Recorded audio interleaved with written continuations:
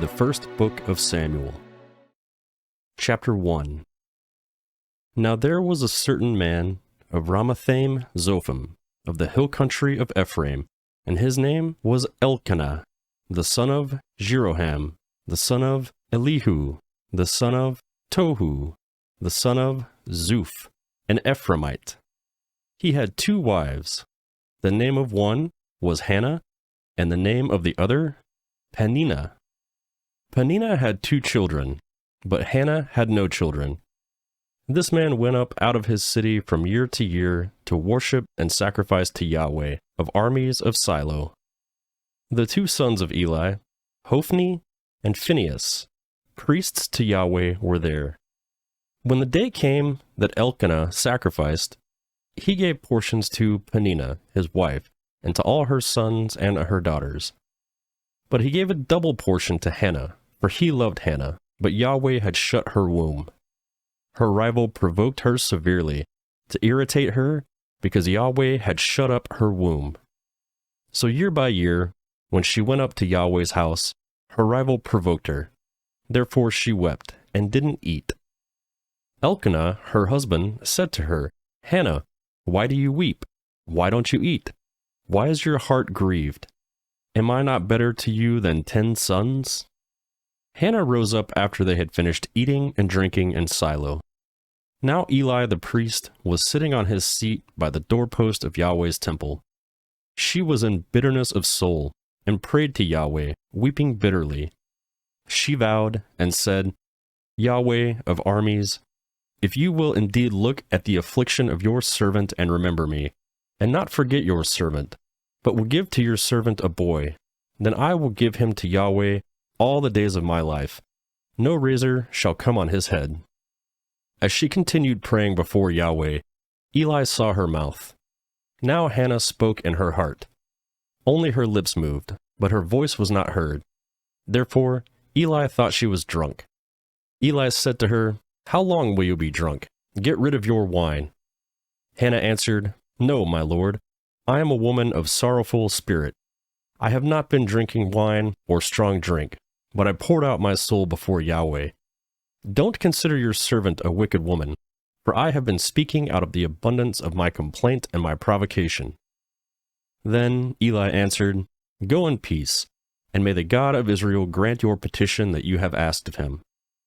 She said, Let your servant find favor in your sight. So the woman went her way and ate, and her facial expression wasn't sad anymore. They rose up in the morning and worshipped Yahweh, then returned and came to their house to Ramah. Then Elkanah knew his wife, and Yahweh remembered her. When the time had come, Hannah conceived and bore a son. She named him Samuel, saying, Because I have asked him of Yahweh.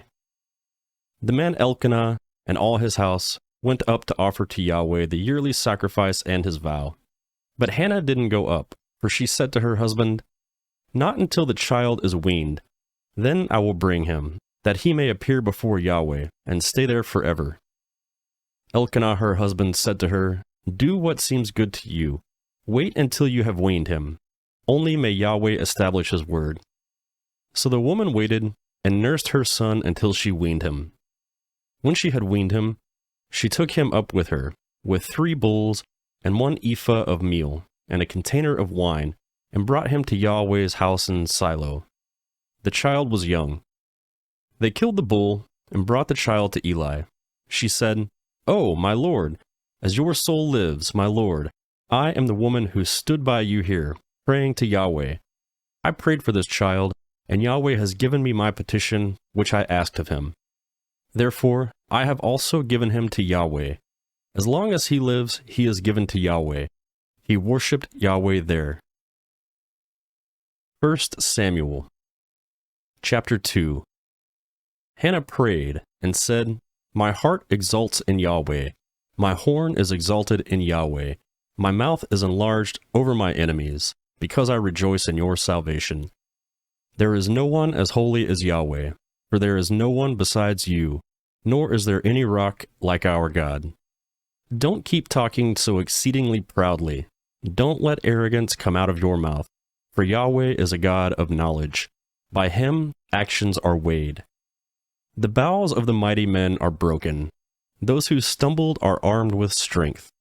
Those who are full have hired themselves out for bread. Those who are hungry are satisfied. Yes, the barren has borne 7. She who has many children languishes. Yahweh kills and makes alive. He brings down to Sheol and brings up. Yahweh makes poor and makes rich. He brings low, he also lifts up. He raises up the poor out of the dust. He lifts up the needy from the dunghill, to make them sit with princes and inherit the throne of glory. For the pillars of the earth are Yahweh's. He has set the world on them.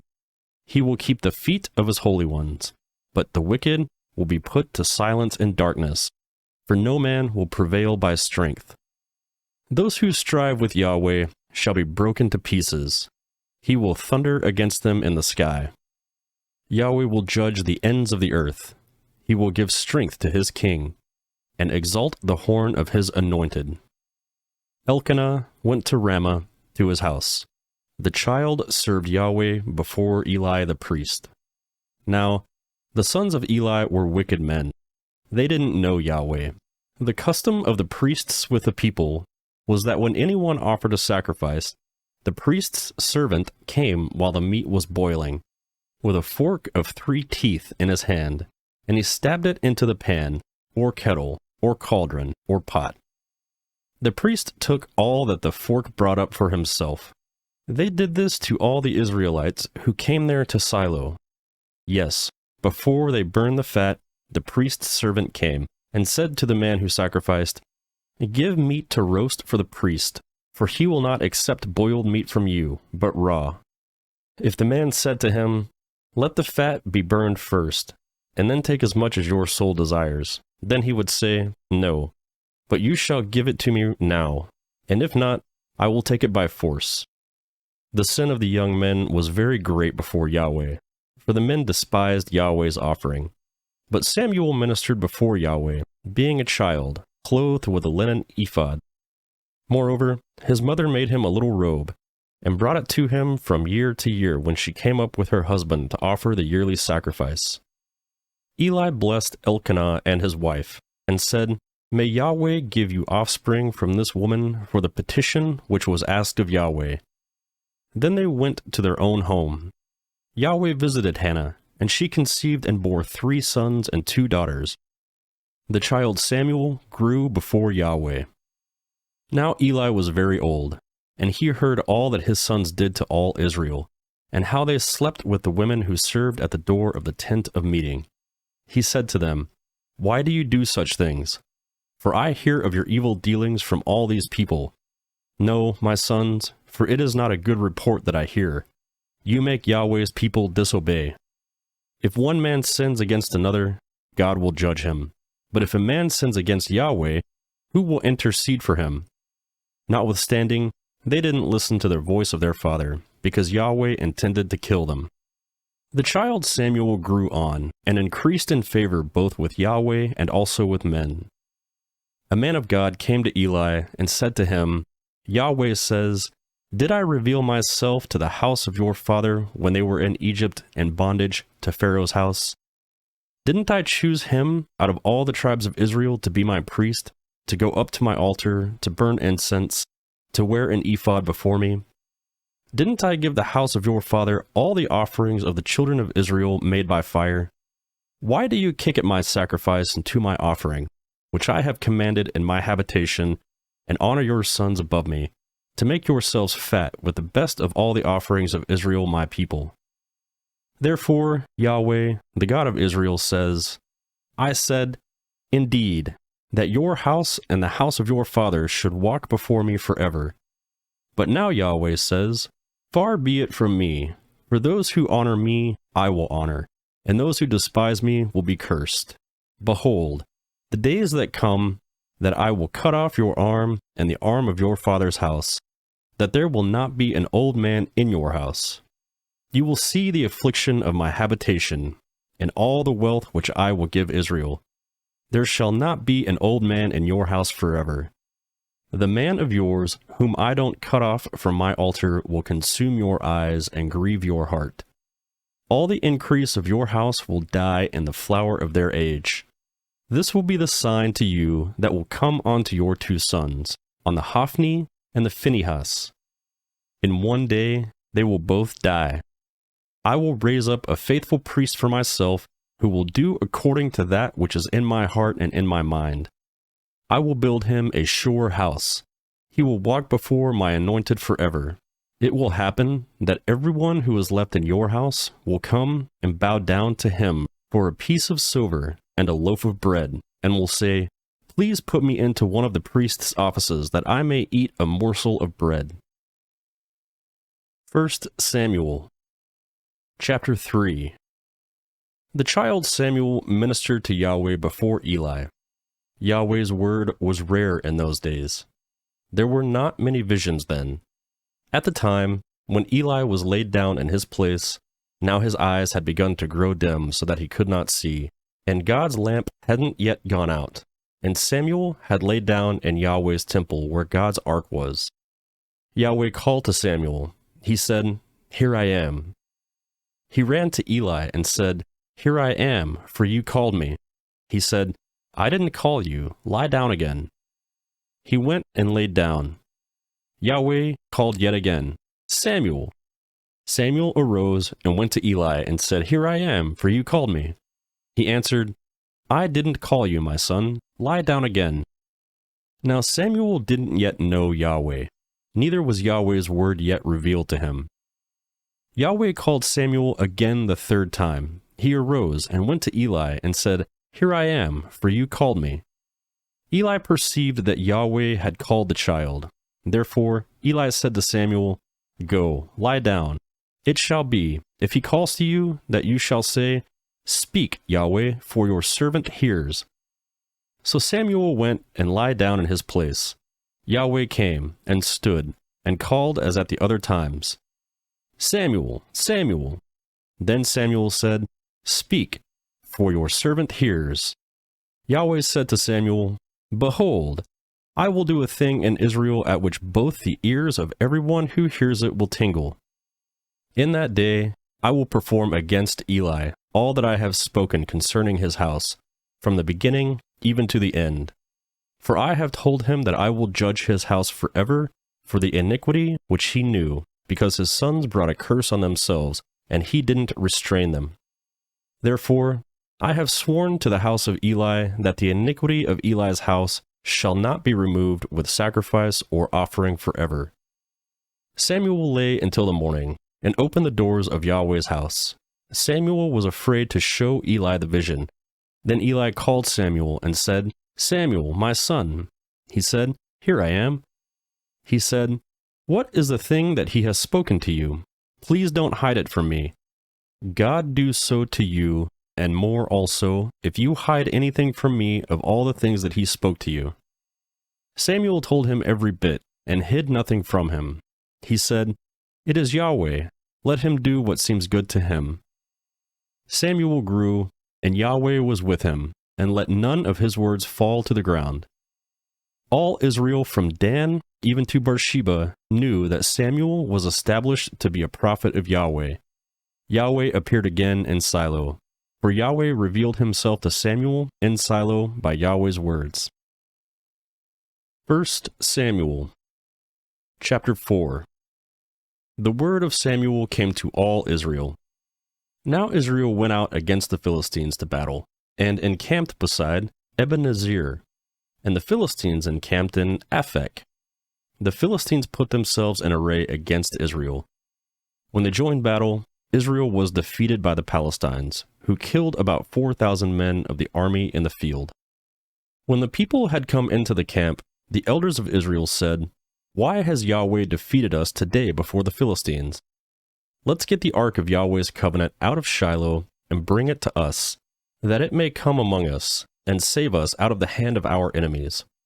So the people went to Shiloh, and they brought from there the ark of the covenant of Yahweh of armies, who sits above the cherubim. And the 2 sons of Eli, Hophni and Phinehas, were there with the ark of the covenant of God. When the ark of Yahweh's covenant came into the camp, all Israel shouted with a great shout, so that the earth resounded. When the Philistines heard the noise of the shout, they said, "What does the noise of this great shout in the camp of the Hebrews mean?" They understood that Yahweh's ark had come into the camp. The Philistines were afraid, for they said, "God has come into the camp." They said, "Woe to us, for there has not been such a thing before. Woe to us! Who shall deliver us out of the hand of these mighty gods? These are the gods that struck the Egyptians with all kinds of plagues in the wilderness. Be strong and behave like men, O you Philistines, that you not be servants to the Hebrews, as they have been to you. Strengthen yourselves like men, and fight." The Philistines fought, and Israel was defeated, and each man fled to his tent. There was a very great slaughter, for 30,000 footmen of Israel fell. God's ark was taken, and the two sons of Eli, Hophni and Phinehas, were slain.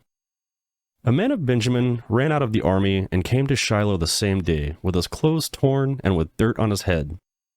When he came, behold, Eli was sitting on his seat by the road watching, for his heart trembled for God's ark. When the man came into the city and told about it, all the city cried out. When Eli heard the noise of the crying, he said, "What does the noise of this tumult mean?" The men hurried and came and told Eli. Now Eli was 98 years old. His eyes were set so that he could not see. The man said to Eli, "I am he who came out of the army, and I fled today out of the army." He said, "How did the matter go, my son?" He who brought the news answered, "Israel has fled before the Philistines, and there has also been a great slaughter among the people. Your two sons also, Hophni and Phinehas, are dead, and God's ark has been captured." When he made mention of God's ark, Eli fell from off his seat backwards onto the side of the gate, and his neck broke, and he died, for he was an old man and heavy. He had judged Israel 40 years. His daughter-in-law, Phinehas's wife, was with child, near to giving birth. When she heard the news that God's ark was taken, and that her father-in-law and her husband were dead, she bowed herself and gave birth, for her pains came to her.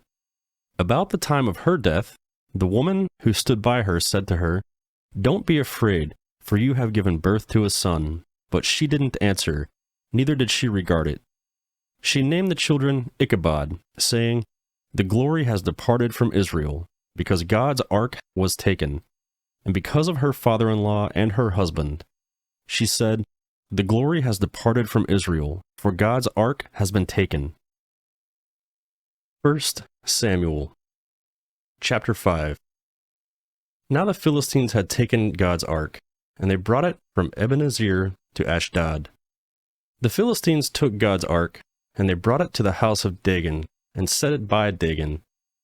When the people of Ashdod arose early on the next day, behold, Dagon had fallen on his face to the ground before Yahweh's ark. They took Dagon and set him in his place again. When they arose early on the following morning, behold, Dagon had fallen on his face to the ground before Yahweh's ark, and the head of Dagon and both of the palms of his hands were cut off on the threshold.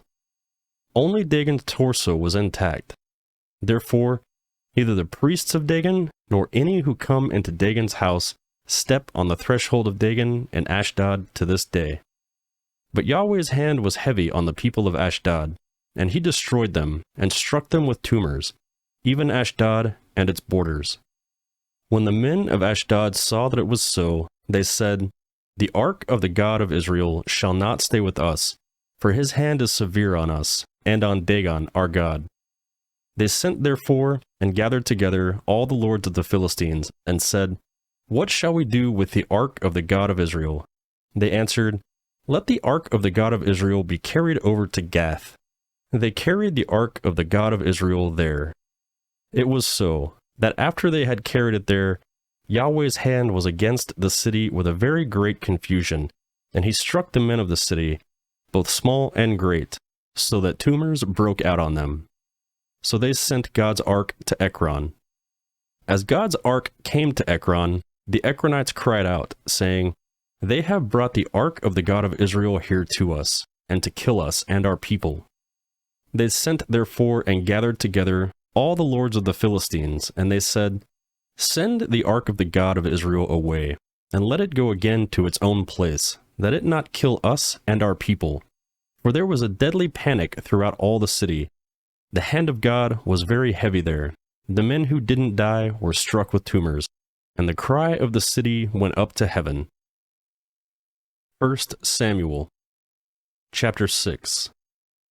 Yahweh's ark was in the country of the Philistines 7 months. The Philistines called for the priests and the diviners, saying, "What shall we do with Yahweh's ark? Show us how we should send it to its place." They said, "If you send away the ark of the God of Israel, don't send it empty, but by all means return a trespass offering to him. Then you will be healed, and it will be known to you why his hand is not removed from you." Then they said, "What should the trespass offering be which we shall return to him?" They said, 5 golden tumors and 5 golden mice, for the number of the lords of the Philistines, and for 1 plague was on you all, and on your lords. Therefore, you shall make images of your tumors and images of your mice that mar the land, and you shall give glory to the God of Israel. Perhaps he will release his hand from you, from your gods, and from your land. Why then do you harden your hearts as the Egyptians and Pharaoh hardened their hearts? When he had worked wonderfully among them, didn't they let the people go, and they departed?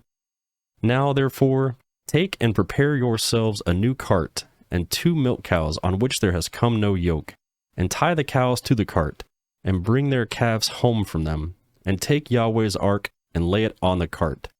Put the jewels of gold, which you returned to him for a trespass offering, in a box by its side, and send it away, that it may go. Behold, if it comes up by the way of its own border, to Beth Shemesh, then he had done us this great evil. But if not, then we shall know that it is not his hand that struck us. It was a chance that happened to us." The men did so, and took 2 milk cows and tied them to the cart, and shut up their calves at home. They put Yahweh's ark on the cart, and the box with the golden mice and the images of their tumors. The cows took the straight way, by the way, to Beth Shemesh. She went along the highway, lowing as they went, and didn't turn away to the right hand or to the left. And the lords of the Philistines went after them to the border of Beth Shemesh. The people of Beth Shemesh were reaping their wheat harvest in the valley, and they lifted up their eyes and saw the ark, and rejoiced to see it. The cart came into the field of Joshua of Beth Shemesh, and stood there, where there was a great stone. Then they split the wood of the cart, and offered up the cows for a burnt offering to Yahweh. The Levites took down Yahweh's ark, and the box that was with it, in which the jewels of gold were, and put them on the great stone. And the men of Beth Shemesh offered burnt offerings and sacrificed sacrifices the same day to Yahweh. When the 5 lords of the Philistines had seen it, they returned to Ekron the same day. These are the golden tumors which the Philistines returned for a trespass offering to Yahweh. For Ashdod, 1. For Gaza, 1. For Ashkelon, 1. For Gath, 1. For Ekron, 1. And the golden mice, according to the number of all the cities of the Philistines belonging to the 5 lords, both of fortified cities and of country villages, even to the great stone on which they had set down Yahweh's ark. That stone remains to this day in the field of Joshua of Beth Shemesh. He struck of the men of Beth Shemesh, because they had looked into Yahweh's ark. He struck 50,070 of the men. Then the people mourned, because Yahweh had struck the people with a great slaughter. The men of Beth Shemesh said, "Who is able to stand before Yahweh, this holy God? To whom shall he go up from us?" They sent messengers to the inhabitants of Kiriath Jearim, saying, "The Philistines have brought back Yahweh's ark. Come down and bring it up to yourselves." 1 Samuel chapter 7. The men of Kiriath Jearim came and took Yahweh's ark, and brought it into Abinadab's house on the hill, and consecrated Eleazar his son to keep Yahweh's ark. From the day that the ark stayed in Kiriath Jearim, The time was long, for it was 20 years, and all the house of Israel lamented after Yahweh. Samuel spoke to all the house of Israel, saying, If you are returning to Yahweh with all your heart, then put away the foreign gods and the Ashtaroth from among you, and direct your hearts to Yahweh, and serve him only, and he will deliver you out of the hand of the Philistines. Then the children of Israel removed the Baals and the Ashtaroth, and served Yahweh only. Samuel said, Gather all Israel to Mizpah, and I will pray to Yahweh for you. They gathered together to Mizpah, and drew water, and poured it out before Yahweh, and fasted on that day, and said there, We have sinned against Yahweh. Samuel judged the children of Israel in Mizpah. When the Philistines heard that the children of Israel were gathered together in Mizpah, the lords of the Philistines went up against Israel. When the children of Israel heard it, they were afraid of the Philistines. The children of Israel said to Samuel, Don't stop crying to Yahweh, our God, for us, that he will save us out of the hand of the Philistines. Samuel took a suckling lamb, and offered it for a whole burnt offering to Yahweh. Samuel cried to Yahweh for Israel, and Yahweh answered him. As Samuel was offering up the burnt offering, the Philistines came near to battle against Israel. But Yahweh thundered with a great thunder on that day on the Philistines and confused them, and they were struck down before Israel.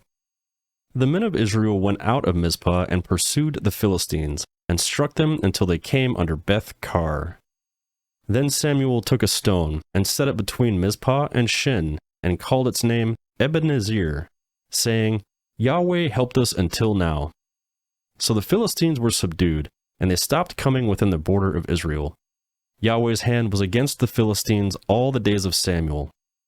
The city which the Philistines had taken from Israel were restored to Israel, from Ekron even to Gath, and Israel recovered its border out of the hands of the Philistines.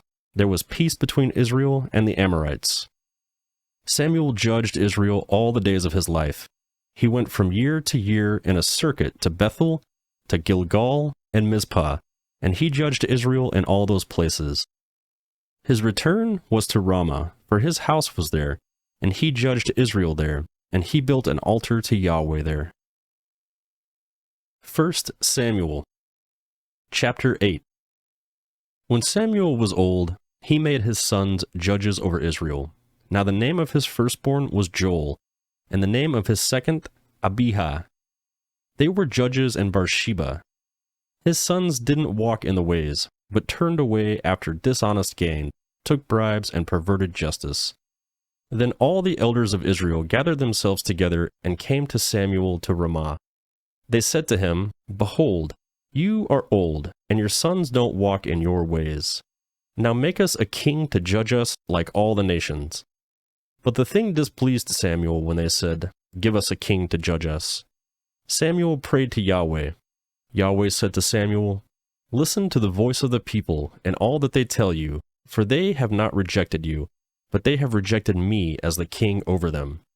According to all the works which they have done since the day that I brought them up out of Egypt, even to this day, in that they have forsaken me and served other gods, so they also do to you. Now, therefore, listen to their voice. However, you shall protest solemnly to them, and show them the way of the king who will reign over them. Samuel told all Yahweh's words to the people who asked him for a king. He said, This will be the way of the king who shall reign over you. He will take your sons and appoint them as his servants, for his chariots, and to be his horsemen, and they will run before the chariots. He will appoint them to him for captains of thousands, and captains of fifties, and he will assign some to plow his ground and to reap his harvest, and to make his instruments of war, and the instruments of his chariots. He will take your daughters to be perfumers, to be cooks, and to be bakers. He will take your fields, your vineyards, and your olive groves, even your best, and give them to his servants. He will take 1/10 of your seed and of your vineyards, and give it to his officers and to his servants. He will take your male servants, your female servants, your best young men, and your donkeys, and assign them to do his own work. He will take 1/10 of your flocks, and you will be his servants. You will cry out in that day because of your king whom you will have chosen of yourselves, and Yahweh will not answer you in that day. But the people refused to listen to the voice of Samuel, and they said, No, but we will have a king over us, that we also may be like all the nations, that our king may judge us, and go out before us and fight our battles. Samuel heard all the words of the people, and he rehearsed them in the ears of Yahweh. Yahweh said to Samuel, Listen to their voice and make them a king. Samuel said to the men of Israel, Everyone go to your own city. 1 Samuel, chapter 9. Now there was a man of Benjamin, whose name was Kish, the son of Abel, the son of Zerah, the son of Bachorath, the son of Aphiah, the son of a Benjamite, and a mighty man of valor. He had a son whose name was Saul, an impressive young man, and there was not among the children of Israel a more handsome person than he. From his shoulders and upwards he was taller than any of the people. The donkeys of Kish, Saul's father, were lost. Kish said to Saul, his son, Now take one of the servants with you, and arise, go look for the donkeys. He passed through the hill country of Ephraim, and passed through the land of Shalishah, but they didn't find them. Then they passed through the land of Shalim, and they weren't there. Then he passed through the land of the Benjamites, but they didn't find them. When they had come to the land of Zuph, Saul said to his servant who was with him, Come, let's return, lest my father stop caring about the donkeys and be anxious for us. The servant said to him, Behold now, there is a man of God in this city, and he is a man who is held in honor. All that he says surely happens. Now let's go there. Perhaps he can tell us which way to go. Then Saul said to his servant, But behold, if we go, what should we bring the man? For the bread is spent in our sacks, and there is not a present to bring to the man of God. What do we have? The servant answered Saul again, saying, Behold, I have in my hand the 4th part of a shekel of silver. I will give that to the man of God, to tell us our way. In earlier times of Israel, when a man went to inquire of God, he said, Come, let's go to the seer. For he who is now called a prophet was before called a seer. Then Saul said to his servant, Well said, come, let's go. So they went to the city where the man of God was. As they went up the ascent to the city, they found young maidens going out to draw water, and said to them, Is the seer here? They answered them, saying, He is. Behold, he is before you. Hurry now, for he has come today into the city, for the people have a sacrifice today in the high place. As soon as you have come into the city, you will immediately find him before he goes up to the high place to eat, for the people will not eat until he comes, because he blesses the sacrifice. Afterwards, those who are invited eat. Now therefore go up, for at this time you will find him. They went up to the city. As they came within the city, behold, Samuel came out toward them to go up to the high place. Now Yahweh had revealed to Samuel a day before Saul came, saying, Tomorrow, about this time, I will send you a man out of the land of Benjamin, and you shall anoint him to be prince over my people Israel. He will save my people out of the hand of the Philistines, for I have looked upon my people, because their cry has come to me. When Samuel saw Saul, Yahweh said to him, Behold, the man of whom I spoke to you, he will have authority over my people. Then Saul approached Samuel in the gateway and said, Please tell me where the seer's house is.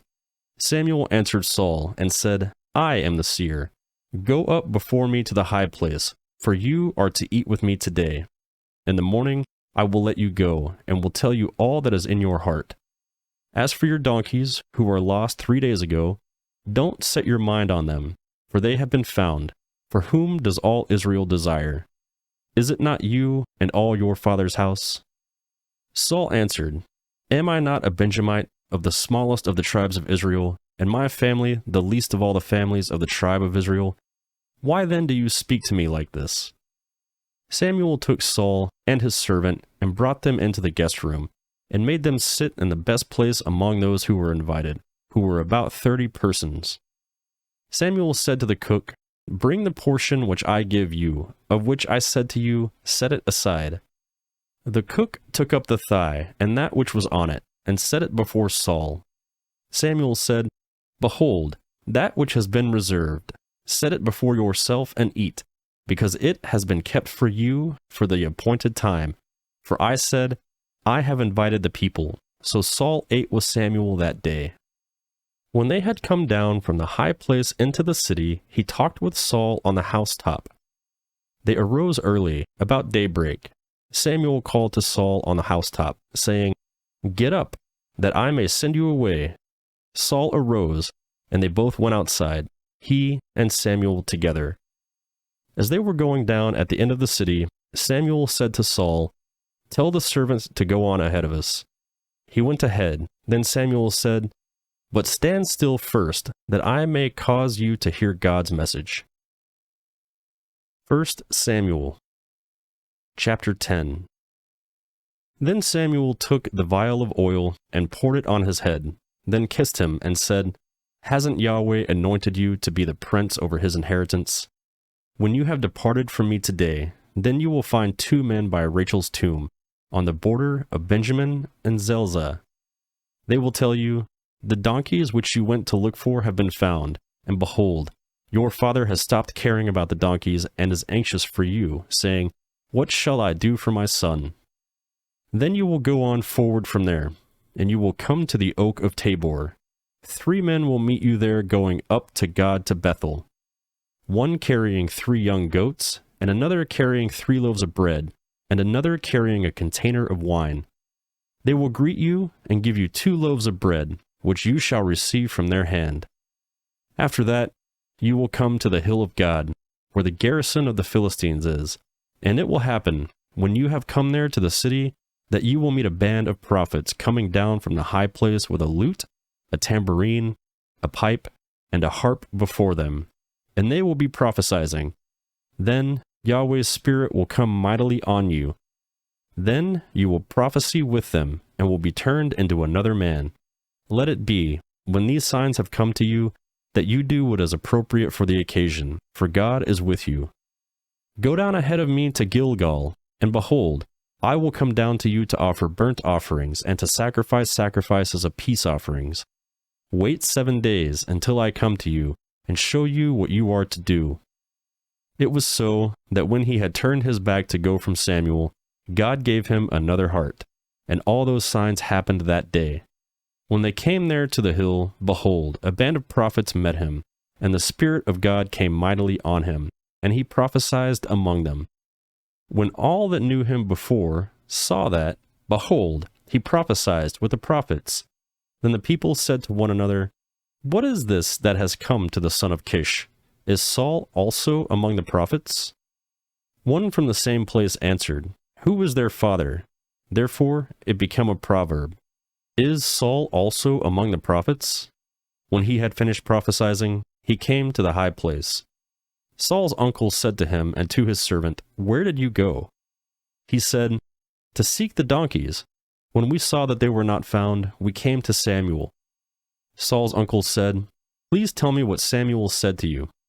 Saul said to his uncle, He told us plainly that the donkeys were found, but concerning the matter of the kingdom of which Samuel spoke, he didn't tell him.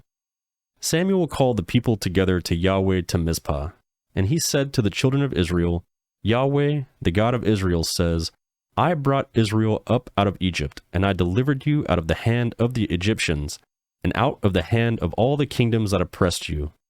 But today you have rejected your God, who himself saves you out of all your calamities and your distresses, and you have said to him, No, set a king over us. Now, therefore, present yourselves before Yahweh by your tribes and by your thousands. So Samuel brought all the tribes of Israel near, and the tribe of Benjamin was chosen. He brought the tribe of Benjamin near by their families, and the family of the Matrites was chosen. Then Saul, the son of Kish, was chosen. But when they looked for him, he could not be found. Therefore they asked of Yahweh further, Is there yet a man to come here? Yahweh answered, Behold, he has hidden himself among the baggage. They ran and got him there. When he stood among the people, he was higher than any of the people from his shoulders and upward. Samuel said to all the people, "Do you see him whom Yahweh has chosen, that there is no one like him among all the people?" All the people shouted and said, "Long live the king!" Then Samuel told the people the regulations of the kingdom, and wrote it in a book, and laid it up before Yahweh. Samuel sent all the people away, every man to his house. Saul also went to his house in Gibeah, and the army went with him, whose hearts God had touched. But certain worthless fellows said, "How could this man save us?" They despised him, and brought him no tribute. But he held his peace. 1 Samuel chapter 11. Then Nahash, the Ammonite, came up and encamped against Jabesh Gilead, and all the men of Jabesh said to Nahash, "Make a covenant with us, and we will serve you." Nahash the Ammonite said to them, "On this condition I will make it with you, that all your right eyes be gouged out. I will make this dishonor all Israel." The elders of Jabesh said to him, "Give us 7 days, that we may send messengers to all the borders of Israel, and then, if there is no one to save us, we will come out to you." Then the messengers came to Gibeah of Saul, and spoke these words in the ears of the people. Then all the people lifted up their voice and wept. Behold, Saul came following the oxen out of the field, and Saul said, "What ails the people that they weep?" They told him the words of the men of Jabesh. God's Spirit came mightily on Saul when he heard these words, and his anger burned hot. He took a yoke of oxen and cut them in pieces, then sent them throughout all the borders of Israel by the hand of messengers, saying, "Whoever doesn't come out after Saul and after Samuel, so shall it be done to his oxen." The dread of Yahweh fell on the people, and they came out as one man. He counted them in Bezek, and the children of Israel were 300,000, and the men of Judah 30,000. They said to the messengers who came, "Tell the men of Jabesh Gilead, tomorrow, by the time the sun is hot, you will be rescued." The messengers came and told the men of Jabesh, and they were glad. Therefore the men of Jabesh said, "Tomorrow we will come out to you, and you shall do with us all that seems good to you." On the next day, Saul put the people in 3 companies, and they came into the middle of the camp in the morning watch, and struck the Ammonites until the heat of the day. Those who remained were scattered, so that no 2 of them were left together. The people said to Samuel, "Who is he who said, 'Shall Saul reign over us?' Bring those men, that we may put them to death." Saul said, "No man shall be put to death today, for today Yahweh has rescued Israel." Then Saul said to the people, "Come, let's go to Gilgal and renew the kingdom there." All the people went to Gilgal, and there they made Saul king before Yahweh in Gilgal. There they offered sacrifices of peace offerings before Yahweh, and there Saul and all the men of Israel rejoiced greatly. 1 Samuel chapter 12. Samuel said to all Israel, "Behold, I have listened to your voice and all that you said to me, and have made a king over you. Now behold, the king walks before you. I am old and gray-headed. Behold, my sons are with you. I have walked before you from my youth to this day. Here I am, witnessed against me before Yahweh and before his anointed. Whose ox have I taken? Whose donkey have I taken? Whom have I defrauded? Whom have I oppressed? Of whose hand have I taken a bribe to make me blind my eyes? I will restore it to you." They said, "You have not defrauded us, nor oppressed us, neither have you taken anything from anyone's hand." He said to them, "Yahweh is witness against you, and his anointed is witness today, that you have not found anything in my hand." They said, "He is witness." Samuel said to the people, "It is Yahweh who appointed Moses and Aaron, and that brought your fathers up out of the land of Egypt. Now therefore stand still, that I may plead with you before Yahweh concerning all the righteous acts of Yahweh, which he did to you and to your fathers. When Jacob had come into Egypt, and your fathers cried to Yahweh, then Yahweh sent Moses and Aaron, who brought your fathers out of Egypt, and made them dwell in this place. But they forgot Yahweh their God, and he sold them into the hand of Sisera, captain of the army of Hazor, and into the hand of the Philistines, and into the hand of the king of Moab, and they fought against them. They cried to Yahweh and said, "We have sinned because we have forsaken Yahweh and have served the Baals and the Ashtaroth. But now, deliver us out of the hand of our enemies, and we will serve you." Yahweh sent Jerubbaal, Bedan, Jephthah, and Samuel, and delivered you out of the hand of your enemies on every side, and you lived in safety. When you saw that Nahash, the king of the children of Ammon, came against you, you said to me, "No, but a king shall reign over us," when Yahweh, your God, was your king. Now therefore, see the king whom you have chosen and whom you have asked for. Behold, Yahweh has set a king over you.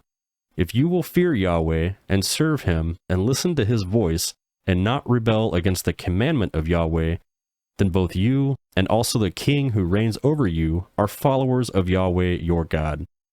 But if you will not listen to Yahweh's voice, but rebel against the commandment of Yahweh, then Yahweh's hand will be against you, as it was against your fathers. Now, therefore, stand still and see this great thing, which Yahweh will do before your eyes. Isn't it wheat harvest today? I will call Yahweh, that he may send thunder and rain, and you will know and see that your wickedness is great, which you have done in Yahweh's sight, in asking for a king. So Samuel called to Yahweh, and Yahweh sent thunder and rain that day. Then all the people greatly feared Yahweh and Samuel. All the people said to Samuel, "Pray for your servants to Yahweh your God, that we not die. For we have added to all our sins this evil, to ask for a king." Samuel said to the people, "Don't be afraid. You have indeed done all this evil, yet don't turn away from the followings of Yahweh, but serve Yahweh with all your heart. Don't turn away to go after vain things which can't profit or deliver, for they are vain. For Yahweh will not forsake his people for his great name's sake, because it has pleased Yahweh to make you a people for himself.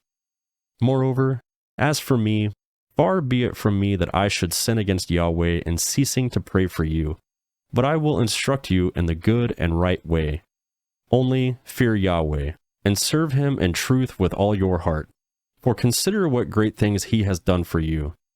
But if you keep doing evil, you will be consumed, both you and your king." 1 Samuel chapter 13. Saul was 30 years old when he became king, and he reigned over Israel 42 years. Saul chose for himself 3,000 men of Israel, of which 2,000 were with Saul in Michmash and in Mount of Bethel, and 1,000 were with Jonathan in Gibeah of Benjamin. He sent the rest of the people to their own tents. Jonathan struck the garrison of the Philistines that was in Geba, and the Philistines heard of it. Saul blew the trumpet throughout all the land, saying, "Let the Hebrews hear." All Israel heard that Saul had struck the garrison of the Philistines, and also that Israel was considered an abomination to the Philistines. The people were gathered together after Saul to Gilgal. The Philistines assembled themselves together to fight with Israel, 30,000 chariots, 6,000 horsemen, and people as the sand which is on the seashore in multitude. They came up and encamped in Michmash, eastward of Bethaven. When the men of Israel saw that they were in trouble, for the peoples were distressed, then the people hid themselves in caves, in thickets, in rocks, in tombs, and in pits. Now some of the Hebrews had gone over the Jordan to the land of Gad and Gilead. But for Saul, he was yet in Gilgal, and all the people followed him trembling. He stayed 7 days, according to the time set by Samuel, but Samuel didn't come to Gilgal, and the people were scattering from him. Saul said, "Bring the burnt offering to me here, and place the offerings." He offered the burnt offering. It came to pass that as soon as he had finished offering the burnt offering, behold, Samuel came, and Saul went out to meet him, that he may greet him. Samuel said, "What have you done?" Saul said, "Because I saw that the people were scattered from me, and that you didn't come within the days appointed, and that the Philistines assembled themselves together at Michmash, therefore I said, Now the Philistines will come down on me in Gilgal, and I haven't entreated the favor of Yahweh. I forced myself, therefore, and offered the burnt offering." Samuel said to Saul, "You have done foolishly. You have not kept the commandment of Yahweh your God, which he commanded you. For now, Yahweh would have established your kingdom on Israel forever. But now your kingdom will not continue. Yahweh has sought for himself a man after his own heart, and Yahweh has appointed him to be prince over his people, because you have not kept that which Yahweh commanded you." Samuel arose and went from Gilgal to Gibeah of Benjamin. Saul counted the people who were present with him, about 600 men.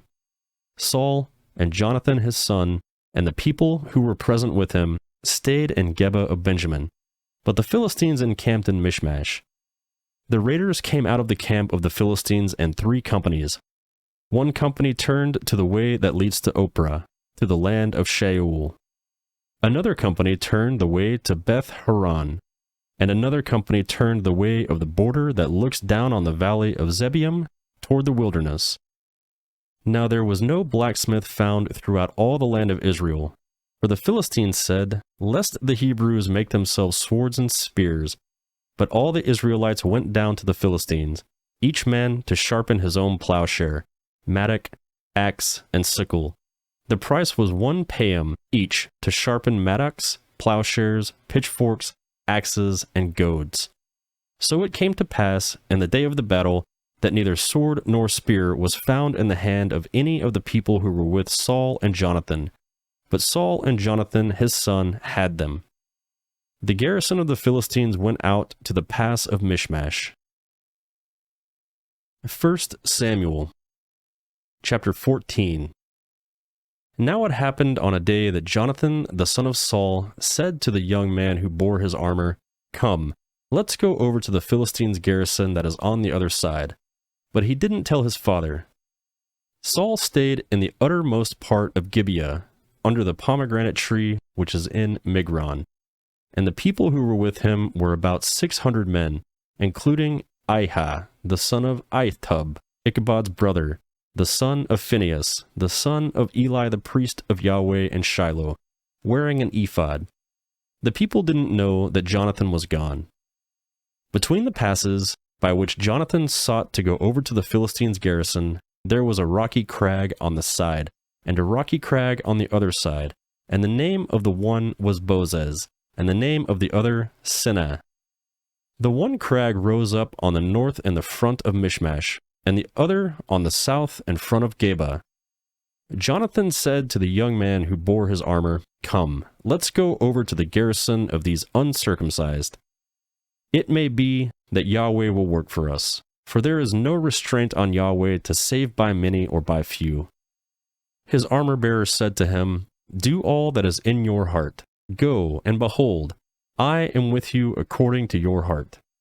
Then Jonathan said, "Behold, we will pass over to the men, and we will reveal ourselves to them. If they say this to us, 'Wait until we come to you,' then we will stand still on our place and will not go to them. But if they say this, 'Come up to us,' then we will go up, for Yahweh has delivered them into our hand. This shall be the sign to us." Both of them revealed themselves to the garrison of the Philistines, and the Philistines said, "Behold, the Hebrews are coming out of the holes where they have hidden themselves." The men of the garrison answered Jonathan and his armor-bearer, and said, "Come up to us, and we will show you something." Jonathan said to his armor-bearer, "Come up after me, for Yahweh has delivered them into the hand of Israel." Jonathan climbed up on his hands and on his feet, and his armor-bearer after him, and they fell before Jonathan, and his armor-bearer killed them after him. That first slaughter, which Jonathan and his armor-bearer made, was about 20 men, within, as it were, half a furrow's length an acre of land. There was a trembling in the camp, in the field, and among all the people. The garrison and the raiders also trembled, and the earth quaked. So there was an exceedingly great trembling. The watchmen of Saul and Gibeah of Benjamin looked, and behold, the multitude melted away and scattered. Then Saul said to the people who were with him, "Count now, and see who is missing from us." When they had counted, behold, Jonathan and his armor-bearer were not there. Saul said to Ahijah, "Bring God's ark here," for God's ark was with the children of Israel at that time. While Saul talked to the priest, the tumult that was in the camp of the Philistines went on and increased. And Samuel said to the priest, "Withdraw your hand." Saul and all the people who were with him gathered together and came to the battle, and behold, they were all striking each other with their swords in a very great confusion. Now the Hebrews who were with the Philistines before, and who went up with them into the camp from all around, even they also turned to be with the Israelites who were with Saul and Jonathan. Likewise, all the men of Israel who had hidden themselves in the hill country of Ephraim, when they heard that the Philistines fled, even they also followed hard after them in the battle. So Yahweh saved Israel that day, and the battle passed over by Beth Aven.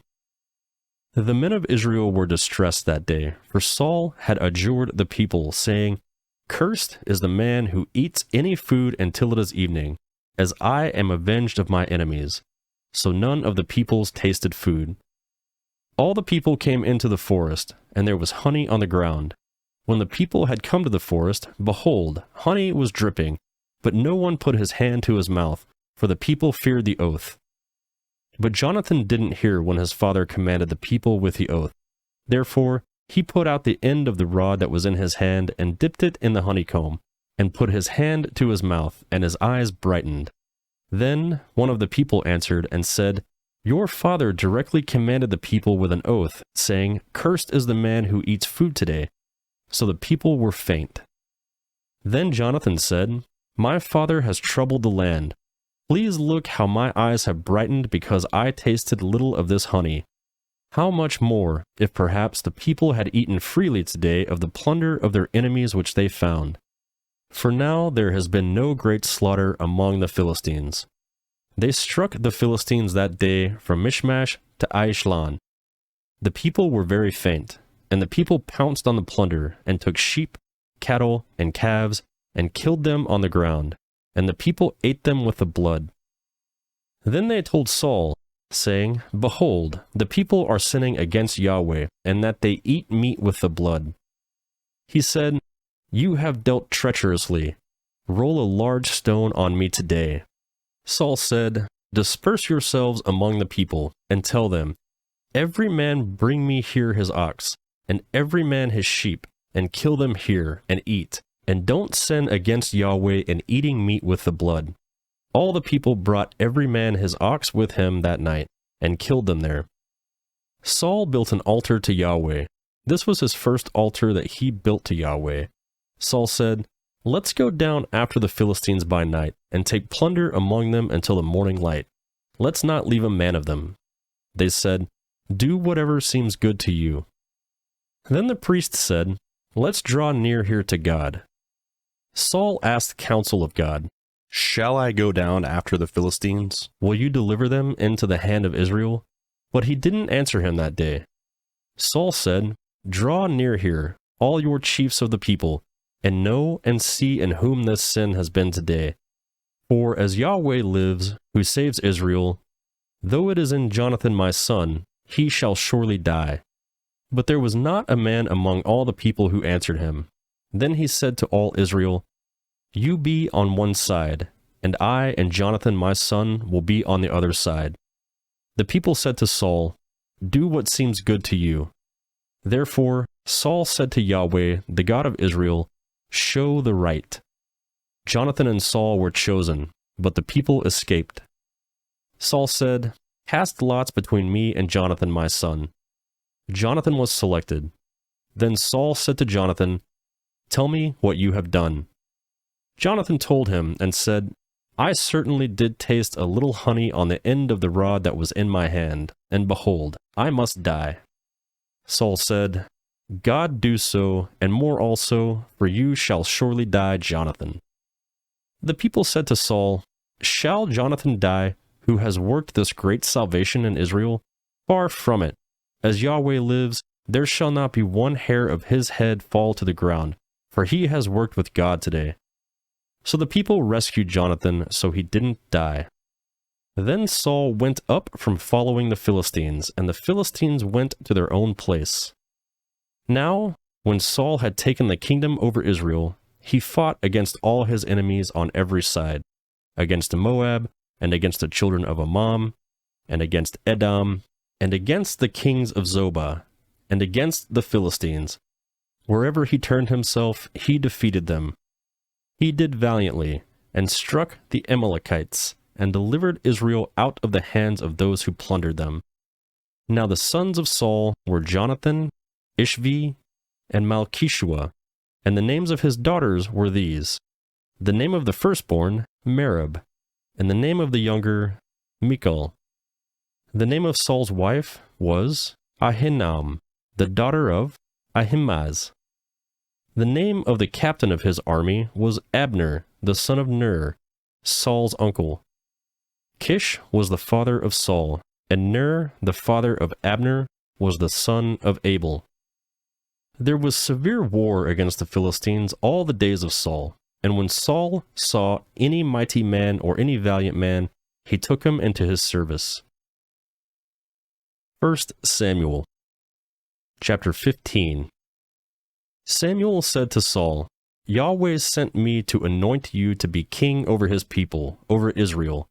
Now therefore, listen to the voice of Yahweh's words. Yahweh of armies says, I remember what Amalek did to Israel, how he set himself against him on the way when he came up out of Egypt. Now go and strike Amalek, and utterly destroy all that they have, and don't spare them, but kill both man and woman, infant and nursing baby, ox and sheep, camel and donkey. Saul summoned the people, and counted them in Telaim, 200,000 footmen, and 10,000 men of Judah. Saul came to the city of Amalek, and set an ambush in the valley.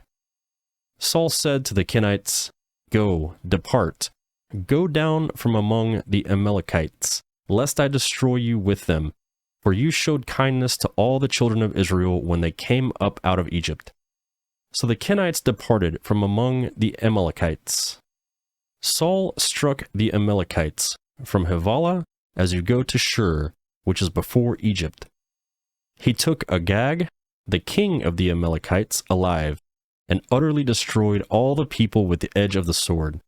But Saul and the people spared Agag, and the best of his sheep, of the cattle, of the fat calves, of the lambs, and all that was good, and were not willing to utterly destroy them. But everything that was vile and refuse, that they destroyed utterly. Then Yahweh's word came to Samuel, saying, It grieves me that I set up Saul to be king, for he has turned his back from following me, and has not performed my commandments. Samuel was angry, and he cried to Yahweh all night. Samuel rose early to meet Saul in the morning, and Samuel was told, saying, Saul came to Carmel, and behold, he set up a monument for himself, turned, passed on, and went down to Gilgal. Samuel came to Saul, and Saul said to him, You are blessed by Yahweh. I have performed the commandment of Yahweh. Samuel said, Then what does this bleating of the sheep in my ears and the lowing of the cattle which I hear mean? Saul said, They have brought them from the Amalekites, for the people spared the best of the sheep and of the cattle, to sacrifice to Yahweh your God. We have utterly destroyed the rest. Then Samuel said to Saul, Stay, and I will tell you what Yahweh said to me last night. He said to him, Say on. Samuel said, Though you were little in your own sight, weren't you made the head of the tribes of Israel? Yahweh anointed you king over Israel, and Yahweh sent you on a journey and said, Go and utterly destroy the sinners of the Amalekites, and fight against them until they are consumed. Why then didn't you obey Yahweh's voice, but you took plunder, and did that which was evil in Yahweh's sight?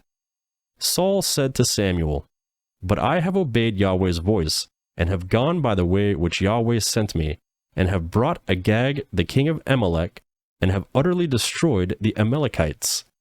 But the people took of the plunder, sheep and cattle, and the best of the devoted things, to sacrifice to Yahweh your God in Gilgal.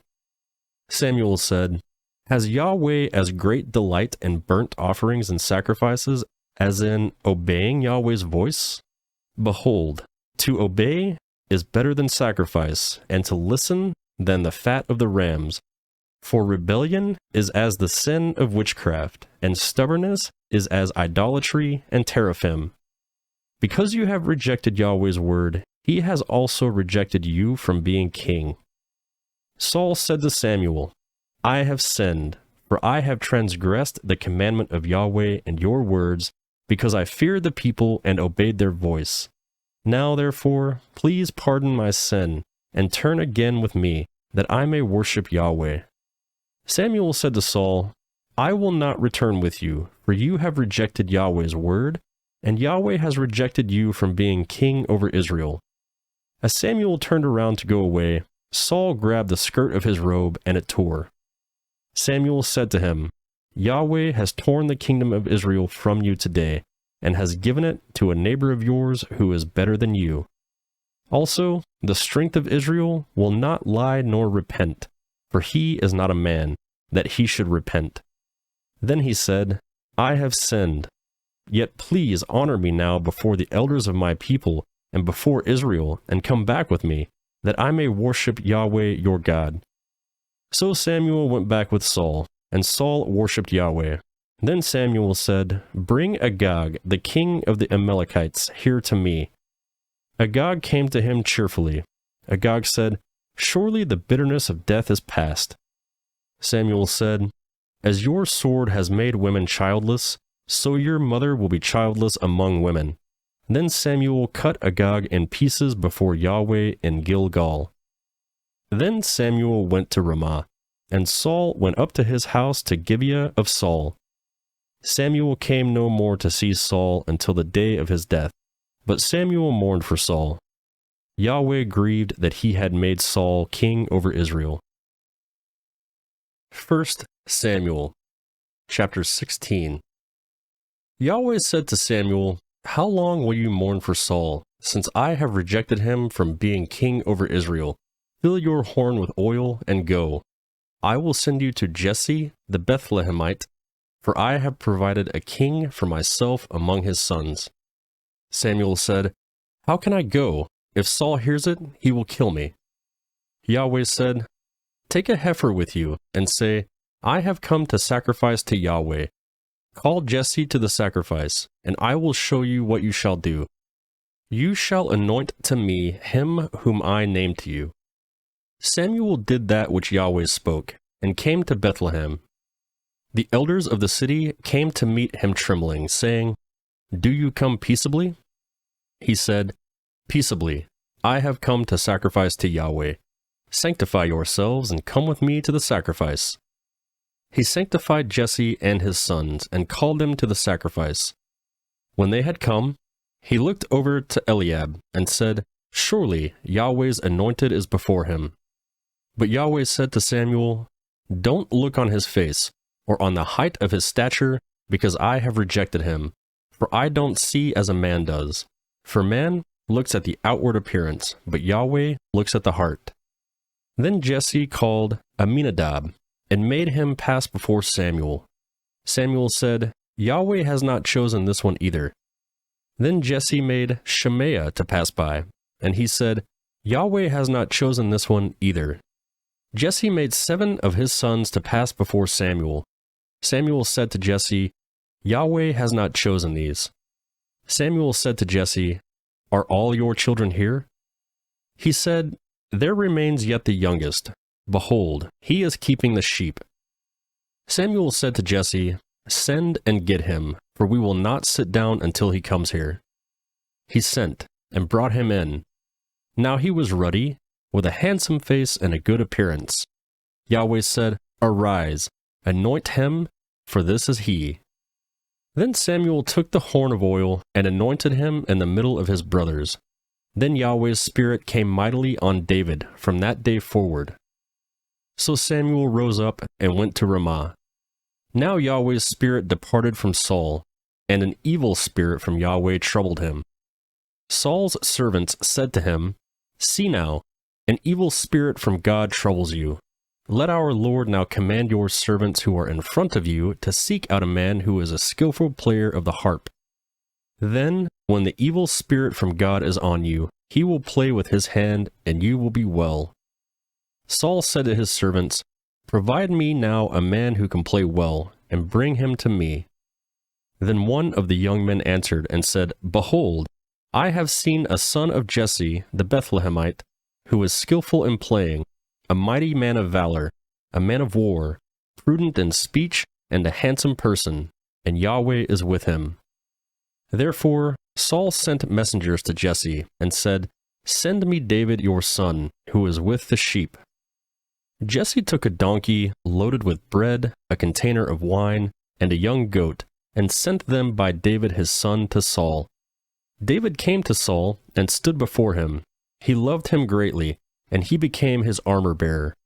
Saul sent to see Jesse, saying, "Please let David stand before me, for he has found favor in my sight."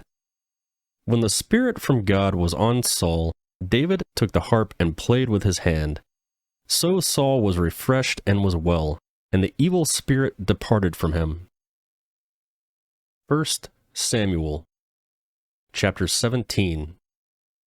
Now the Philistines gathered together their armies to battle, and they were gathered together at Soko, which belongs to Judah, and encamped between Soko and Azekah in Ephes-dammim.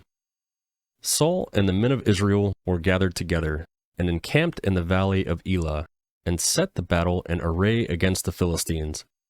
The Philistines stood on the mountain on the one side, and Israel stood on the mountain on the other side, and there was a valley between them. A champion out of the camp of the Philistines named Goliath of Gath, whose height was 6 cubits and a span went out. He had a helmet of bronze on his head, and he wore a coat of mail, and the weight of the coat was 5,000 shekels of bronze. He had bronze shin armor on his legs, and a bronze javelin between his shoulders. The staff of his spear was like a weaver's beam, and his spear's head weighed 600 shekels of iron. His shield-bearer went before him. He stood and cried to the armies of Israel, and said to them, "Why have you come out to set your battle in array? Am I not a Philistine, and you servants to Saul? Choose a man to fight for yourselves, and let him come down to me. If he is able to fight with me and kill me, then we will be your servants. But if I prevail against him and kill him, then you will be our servants and serve us." The Philistines said, "I defy the armies of Israel today. Give me a man that we may fight together." When Saul and all Israel heard those words of the Philistine, they were dismayed and greatly afraid. Now David was the son of that Ephrathite of Bethlehem, Judah, whose name was Jesse, and he had 8 sons. The man was an elderly old man in the days of Saul. The 3 oldest sons of Jesse had gone after Saul to the battle, and the names of his 3 sons who went to the battle were Eliab, the firstborn, and next to him, Abinadab, and the third, Shammah. David was the youngest, and the 3 oldest followed Saul. Now, David went back and forth from Saul to feed his father's sheep at Bethlehem. The Philistine came near morning and evening, and presented himself 40 days. Jesse said to David his son, "Now take for your brothers an ephah of this parched grain and these 10 loaves, and carry them quickly to the camp to your brothers, and bring these 10 cheeses to the captain of their 1,000, and see how your brothers are doing, and bring back news." Now Saul and they and all the men of Israel were in the valley of Elah, fighting with the Philistines. David rose up early in the morning, and left the sheep with a keeper, and took the provisions and went, as Jesse had commanded him. He came to the place of the wagons as the army which was going out to fight David shouted for the battle. Israel and the Philistines put the battle in array, army against army. David left his baggage in the hand of the keeper of the baggage and ran to the army, and came and greeted his brothers. As he talked with them, behold, the champion, the Philistine of Gath, Goliath by name, came out of the ranks of the Philistines, and said the same words, and David heard them. All the men of Israel, when they saw the man, fled from him and were terrified. The men of Israel said, "Have you seen this man who has come up? He has surely come up to defy Israel. The king will give great riches to the man who kills him, and will give him his daughter, and will make his father's house tax-free in Israel." David spoke to the man who stood by him, saying, "What shall be done to the man who kills this Philistine and takes away the reproach from Israel?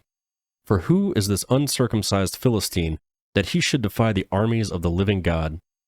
The people answered him in this way, saying, "So it shall be done to the man who kills him." Eliab, his oldest brother, heard when he spoke to the men, and Eliab's anger burned against David, and he said, "Why have you come down? With whom have you left those few sheep in the wilderness?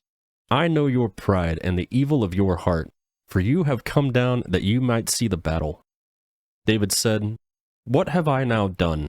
Is there not a cause?" He turned away from him toward another, and spoke like that again, and the people answered him again the same way. When the words were heard which David spoke, they rehearsed them before Saul, and he sent for him. David said to Saul, "Let no man's heart fail because of him. Your servant will go and fight with this Philistine." Saul said to David, "You are not able to go against this Philistine to fight with him, for you are but a youth, and he a man of war from his youth." David said to Saul, "Your servant was keeping his father's sheep when a lion or bear came and took a lamb out of the flock. I went out after him, struck him, and rescued it out of his mouth. When he arose against me, I caught him by his beard, struck him, and killed him. Your servant struck both the lion and the bear. This uncircumcised Philistine shall be as one of them, since he has defied the armies of the living God."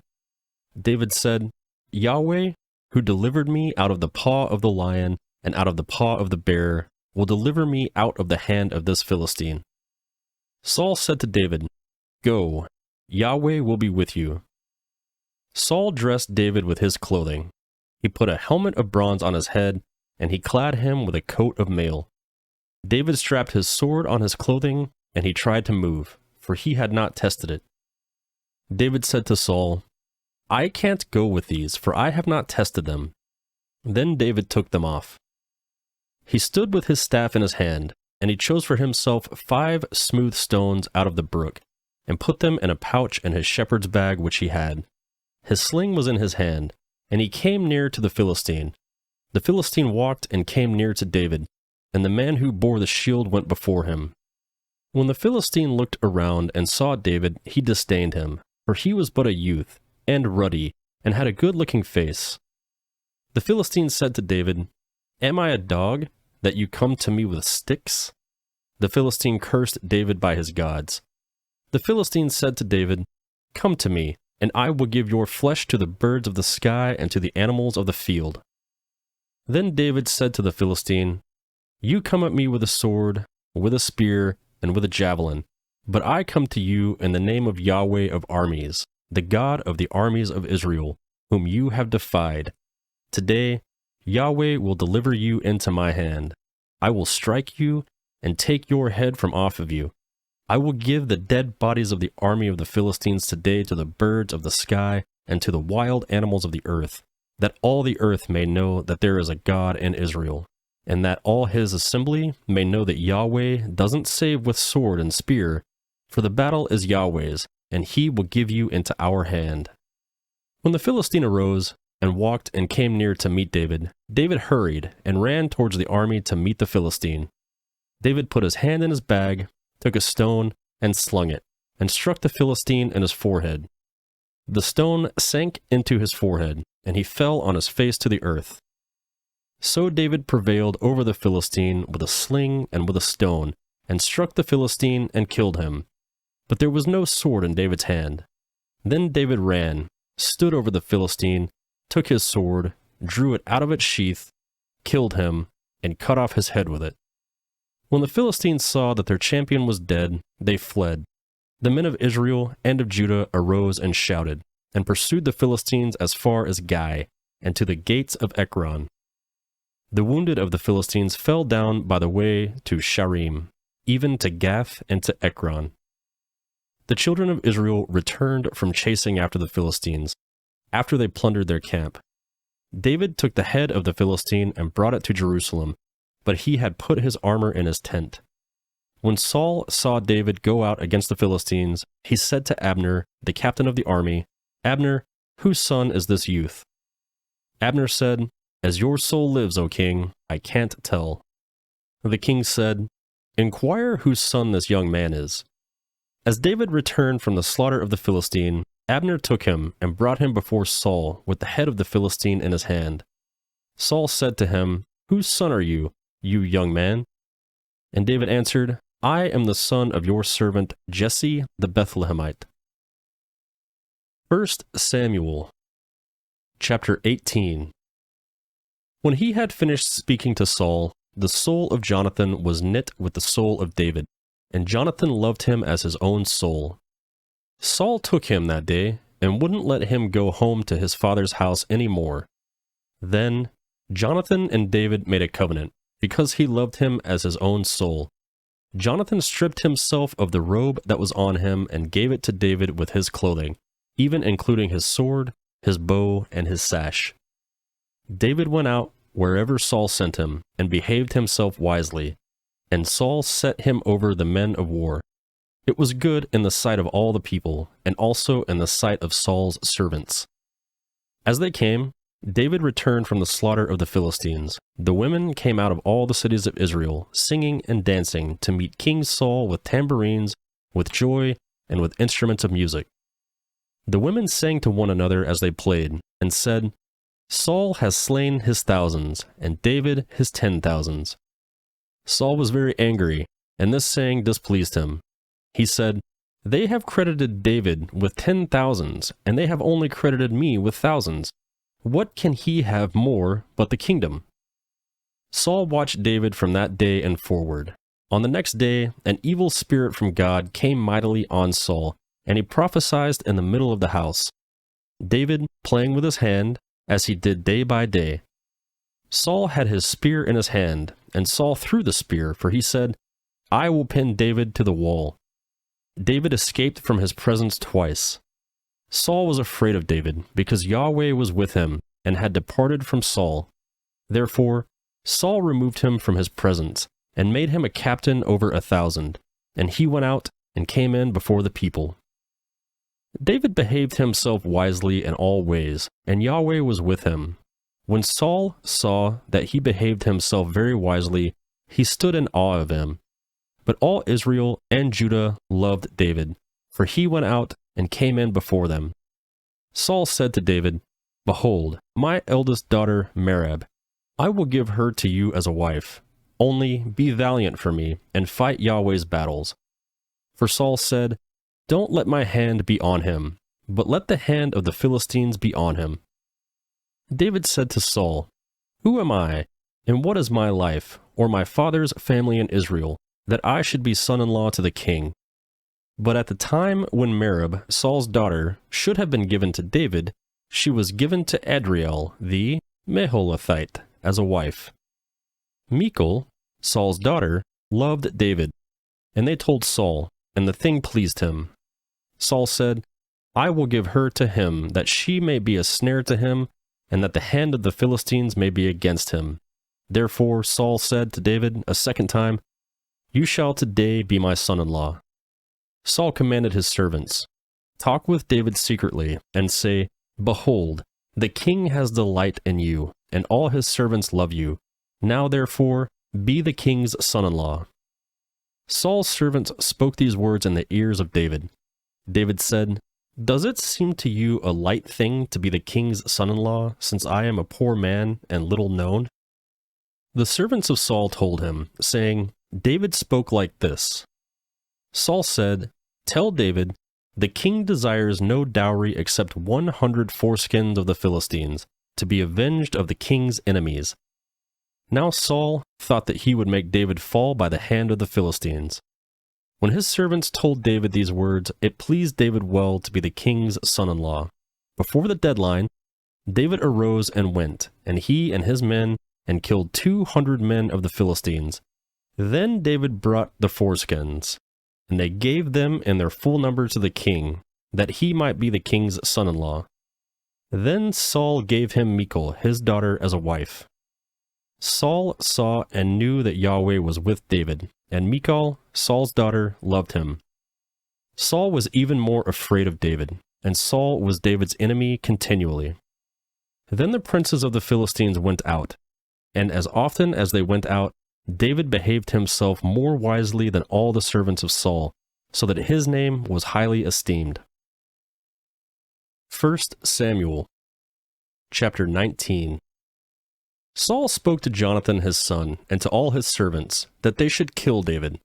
But Jonathan, Saul's son, greatly delighted in David. Jonathan told David, saying, Saul my father seeks to kill you. Now therefore, please take care of yourself in the morning. Live in a secret place and hide yourself. I will go out and stand beside my father in the field where you are, and I will talk with my father about you. If I see anything, I will tell you. Jonathan spoke good of David to Saul his father, and said to him, Don't let the king sin against his servant, against David, because he has not sinned against you, and because his works have been very good toward you. For he put his life in his hand and struck the Philistine, and Yahweh worked a great victory for Israel. You saw it and rejoiced. Why then will you sin against innocent blood, to kill David without cause? Saul listened to the voice of Jonathan, and Saul swore, As Yahweh lives, he shall not be put to death. Jonathan called David, and David showed him all those things. When Jonathan brought David to Saul, and he was in his presence as before. There was war again. David went out and fought with the Philistines, and killed them with a great slaughter, and they fled before him. An evil spirit from Yahweh was on Saul, as he sat in his house with his spear in his hand, and David was playing music with his hand. Saul sought to pin David to the wall with the spear, but he slipped away out of Saul's presence, and he struck the spear into the wall. David fled and escaped that night. Saul sent messengers to David's house to watch him and to kill him in the morning. Michal, David's wife, told him, saying, If you don't save your life tonight, tomorrow you will be killed. So Michal let David down through the window. He went away, fled, and escaped. Michal took the teraphim and laid it in the bed, and put a pillow of goat's hair at its head and covered it with clothes. When Saul sent messengers to take David, she said, He is sick. Saul sent the messengers to see David, saying, Bring him up to me in the bed, that I may kill him. When the messengers came in, behold, the teraphim was in the bed, with the pillows of goat hair at its head. Saul said to Michal, Why have you deceived me like this, and let my enemy go, so that he has escaped?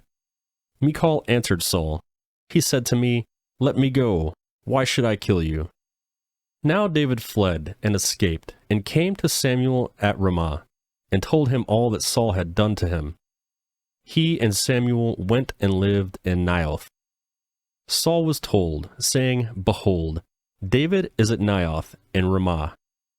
Saul sent messengers to seize David, and when they saw the company of prophets prophesying, and Samuel standing as head over them, God's Spirit came on Saul's messenger, and they also prophesied. When Saul was told, he sent other messengers, and they also prophesied. Saul sent messengers again a third time, and they also prophesied. Then he also went to Ramah, and came on the great well that is in Seku, and he asked, Where are Samuel and David? One said, Behold, they are at Naioth in Ramah. He went there to Naioth in Ramah. Then God's Spirit came on him also, and he went on and prophesied, until he came to Naioth in Ramah. He also stripped off his clothes.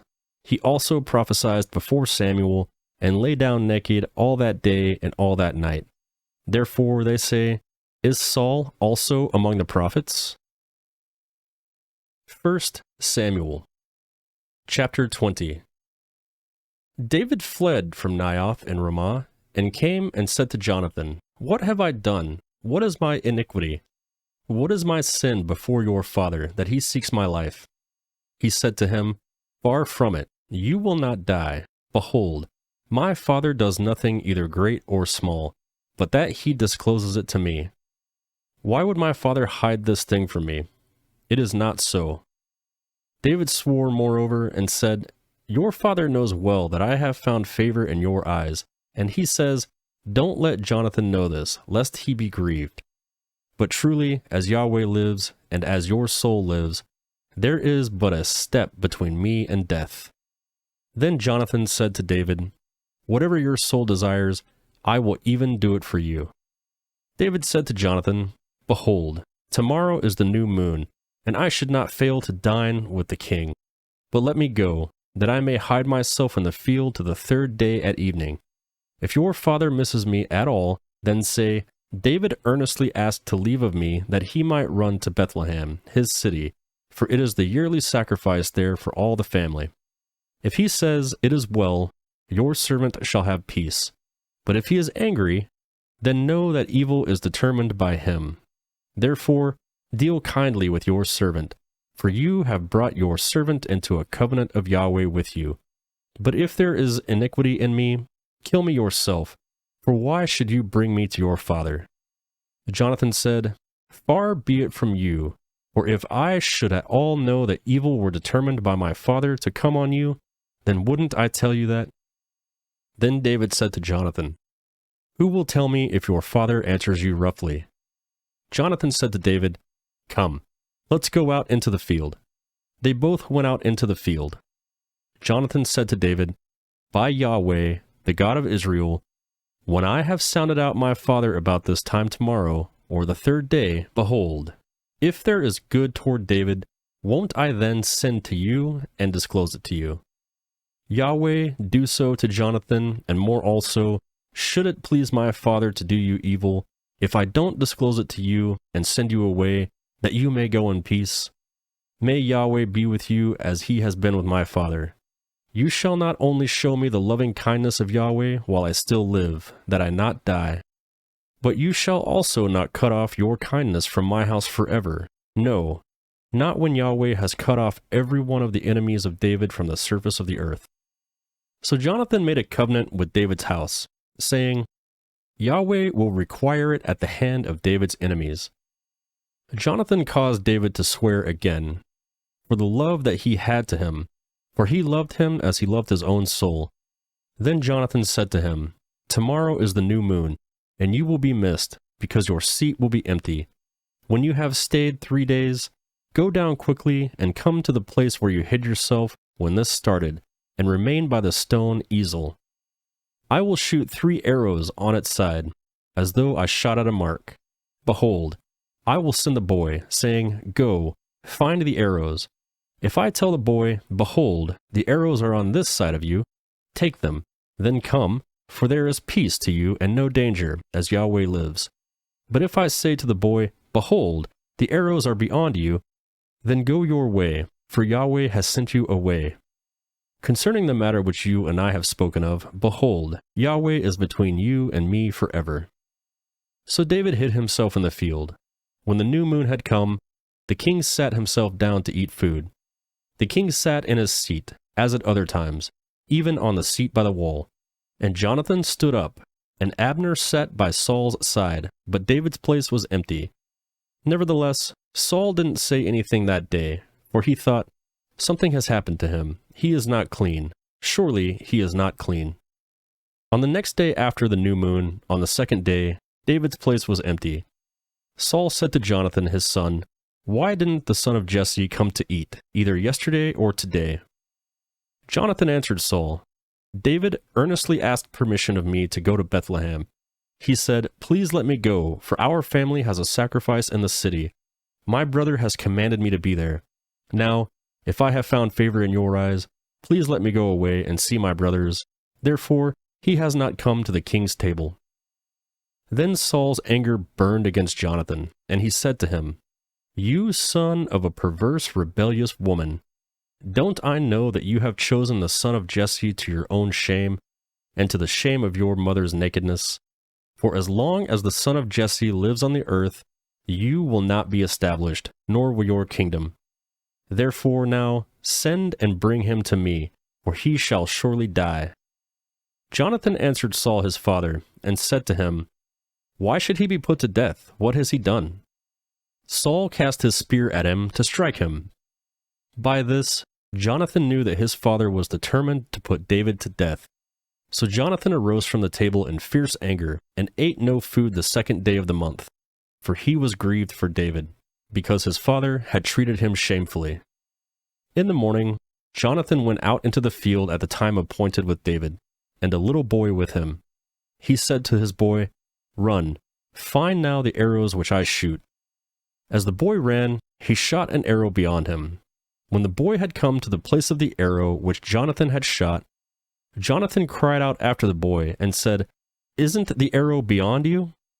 Jonathan cried after the boy, saying, "Go fast, hurry, don't delay." Jonathan's boy gathered up the arrows and came to his master. But the boy didn't know anything. Only Jonathan and David knew the matter. Jonathan gave his weapons to the boy and said to him, "Go, carry them to the city." As soon as the boy was gone, David arose out of the south and fell on his face to the ground and bowed himself there 3 times.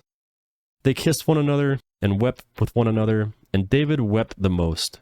Jonathan said to David, "Go in peace, because we have both sworn in Yahweh's name, saying, 'Yahweh is between me and you, and between my offspring and your offspring forever.'" He arose and departed, and Jonathan went into the city. 1 Samuel chapter 21. Then David came to Nob, to Ahimelech the priest. Ahimelech came to meet David trembling, and said to him, "Why are you alone, and no man with you?" David said to Ahimelech the priest, "The king has commanded me to do something, and has said to me, 'Let no one know anything about the business about which I send you, and what I have commanded you.' I have sent the young man to a certain place. Now therefore, what is under your hand? Please give me 5 loaves of bread in my hand, or whatever is available." The priest answered David and said, "I have no common bread, but there is holy bread. If only the young men have kept themselves from the women." David answered the priest and said to him, "Truly women have been kept from us as usual these 3 days. When I come out, the vessels of the young men were holy, though it was only a common journey. How much more then today shall their vessels be holy?" So the priest gave him holy bread, for there was no bread there but the show bread that was taken from before Yahweh, to be replaced with hot bread in the day when it was taken away. Now a certain man of the servants of Saul was there that day, detained before Yahweh, and his name was Doeg the Edomite, the best of the herdsmen who belonged to Saul. David said to Ahimelech, "Isn't there under your hand spear or sword? For I haven't brought my sword or my weapons with me, because the king's business required haste." The priest said, "Behold, the sword of Goliath the Philistine, whom you killed in the valley of Elah, is here, wrapped in a cloth behind the ephod. If you would like to take that, take it, for there is no other except that here." David said, "There is none like that. Give it to me." David arose and fled that day for fear of Saul, and went to Achish the king of Gath. The servants of Achish said to him, "Isn't this David the king of the land? Didn't they sing to one another about him in dances, saying, 'Saul has slain thousands, and David his 10,000s?'" David laid up these words in his heart, and he was very afraid of Achish the king of Gath. He changed his behavior before them, and pretended to be insane in their hands, and scribbled on the doors of the gate, and let his spittle fall down on his beard. Then Achish said to his servants, "Look, you see the man is insane. Why then have you brought him to me? Do I lack madmen, that you have brought this fellow to play the madman in my presence? Should this fellow come into my house?" 1 Samuel chapter 22. David, therefore, departed from there and escaped to Adullam's cave. When his brothers and all his father's house heard of it, they went down there to him. Everyone who was in distress, everyone was in debt, and everyone who was disconnected gathered themselves to him, and he became captain over them.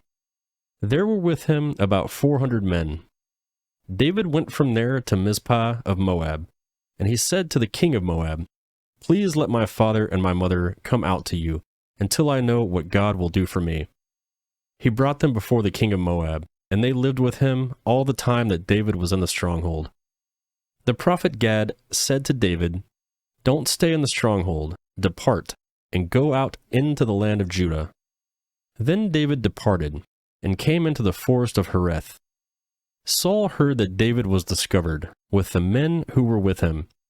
Now Saul was sitting in Gilboa, under the tamarisk tree in Ramah, with a spear in his hand, and all his servants were standing around him. Saul said to his servants who stood around him, "Hear now, you Benjamites, will the son of Jesse give every one of you fields and vineyards? Will he make you all captains of thousands and captains of hundreds? Is that why all you have conspired against me, and there was no one who discloses to me when my son makes a treaty with the son of Jesse, and there is none of you who is sorry for me, or discloses to me that my son has stirred up my servant against me to lie in wait, as it is today?" Then Doeg the Edomite, who stood by the servants of Saul, answered and said, "I saw the son of Jesse coming to Nob, to Himelech the son of Ahitub. He inquired of Yahweh for him, gave him food, and gave him the sword of Goliath the Philistine." Then the king sent to call Himelech the priest, the son of Ahitub, and all his father's house, the priests who were in Nob, and they all came to the king. Saul said, "Hear now, you sons of Ahitub." He answered, "Here I am, Lord." Saul said to him, "Why have you conspired against me, you and the son of Jesse, in that you have given him bread and a sword, and have inquired of God for him, that he should rise against me, to lie in wait, as it is today?" Then Himelech answered the king, and said, "Who among all your servants is so faithful as David, who is the king's son-in-law, captain of your bodyguard, and honored in your house? Have I today begun to inquire of God for him? Be it far from me. Don't let the king impute anything to his servant, nor to all the house of my father, for your servant knew nothing of all of this, less or more." The king said, "You shall surely die, Himelech, you and all your father's house." The king said to the guard who stood about him, "Turn and kill the priests of Yahweh, because their hand also is with David, and because they knew that he had fled and didn't disclose it to me." But the servants of the king wouldn't put their hand to fall on the priests of Yahweh. The king said to Doeg, "Turn and attack the priests." Doeg the Edomite turned, and he attacked the priest, and he killed on that day 85 people who wore a linen ephod. He struck Nob, the city of the priests, with the edge of the sword, both men and women and children and nursing babies and cattle, donkeys, and sheep, with the edge of the sword. One of the sons of Himelech, the son of Ahitub, named Abithar, escaped and fled after David. Abithar told David that Saul had slain Yahweh's priests. David said to Abithar, "I knew on that day, when Doeg the Edomite was there, that he would surely tell Saul, 'I am responsible for the death of all the persons of your father's house. Stay with me, don't be afraid, for he who seeks my life seeks yours. You will be safe with me.'" 1 Samuel chapter 23. David was told, "Behold, the Philistines are fighting against Keilah, and they are robbing the threshing floors." Therefore David inquired of Yahweh, saying, "Shall I go and strike these Philistines?" Yahweh said to David, "Go, strike the Philistines, and save Keilah." David's men said to him, "Behold, we are afraid here in Judah. How much more then if we go to Keilah against the armies of the Philistines?" Then David inquired of Yahweh yet again. Yahweh answered him, and said, "Arise, go down to Keilah, for I will deliver the Philistines into your hand." David and his men went to Keilah and fought with the Philistines, and brought away their livestock, and killed them with a great slaughter. So David saved the inhabitants of Keilah. When Abithar, the son of Himelech, fled to David to Keilah, he came down with an ephod in his hand. Saul was told that David had come to Keilah, and Saul said, "God had delivered him into my hand, for he is shut in by entering into a town that has gates and bars." Saul summoned all the people to war, to go down to Keilah to beseech David and his men, David knew that Saul was devising mischief against him. He said to Abiathar, the priest, "Bring the ephod here." Then David said, "O Yahweh, the God of Israel, your servant has surely heard that Saul seeks to come to Keilah to destroy the city for my sake. Will the men of Keilah deliver me up into his hand? Will Saul come down, as your servant has heard? Yahweh, the God of Israel, I beg you, tell your servant." Yahweh said, "He will come down." Then David said, "Will the men of Keilah deliver me and my men into the hand of Saul?" Yahweh said, "They will deliver you up." Then David and his men, who were about 600, arose and departed out of Keilah and went wherever they could go. Saul was told that David had escaped from Keilah and had given up going there. David stayed in the wilderness and the strongholds, and remained in the hill country in the wilderness of Ziph. Saul sought him every day, but God didn't deliver him to his hands. David saw that Saul had come out to seek his life. David was in the wilderness of Ziph in the woods. Jonathan, Saul's son, arose and went to David into the woods and strengthened his hand in God. He said to him, "Don't be afraid, for the hand of Saul my father won't find you, and you will be king over Israel, and I will be next to you, and Saul my father knows that also." They both made a covenant before Yahweh. Then David stayed in the woods, and Jonathan went to his house. Then the Ziphites came up to Saul to Gibeah, saying, "Doesn't David hide himself with us in the strongholds in the woods, in the hill of Hachilah, which is on the south of the desert? Now therefore, O king, come down, according to all the desire of your soul to come down, and our part will be to deliver him into the king's hand." Saul said, "You are blessed by Yahweh, for you have had compassion on me. Please go make yet more sure, and know and see his place where his haunt is, and who has seen him there. For I have been told that he is very cunning. See therefore, and take knowledge of all the lurking places where he hides himself, and come again to me with certainty, and I will go with you. It shall happen, if he is in the land, that I will search him out among all the thousands of Judah." They arose and went to Ziph before Saul, but David and his men were in the wilderness of Maon, in the Arabah on the south of the desert. Saul and his men went to seek him. When David was told, he went down to the rock and stayed in the wilderness of Maon. When Saul heard that, he pursued David in the wilderness of Maon. Saul went on this side of the mountain, and David and his men on that side of the mountain.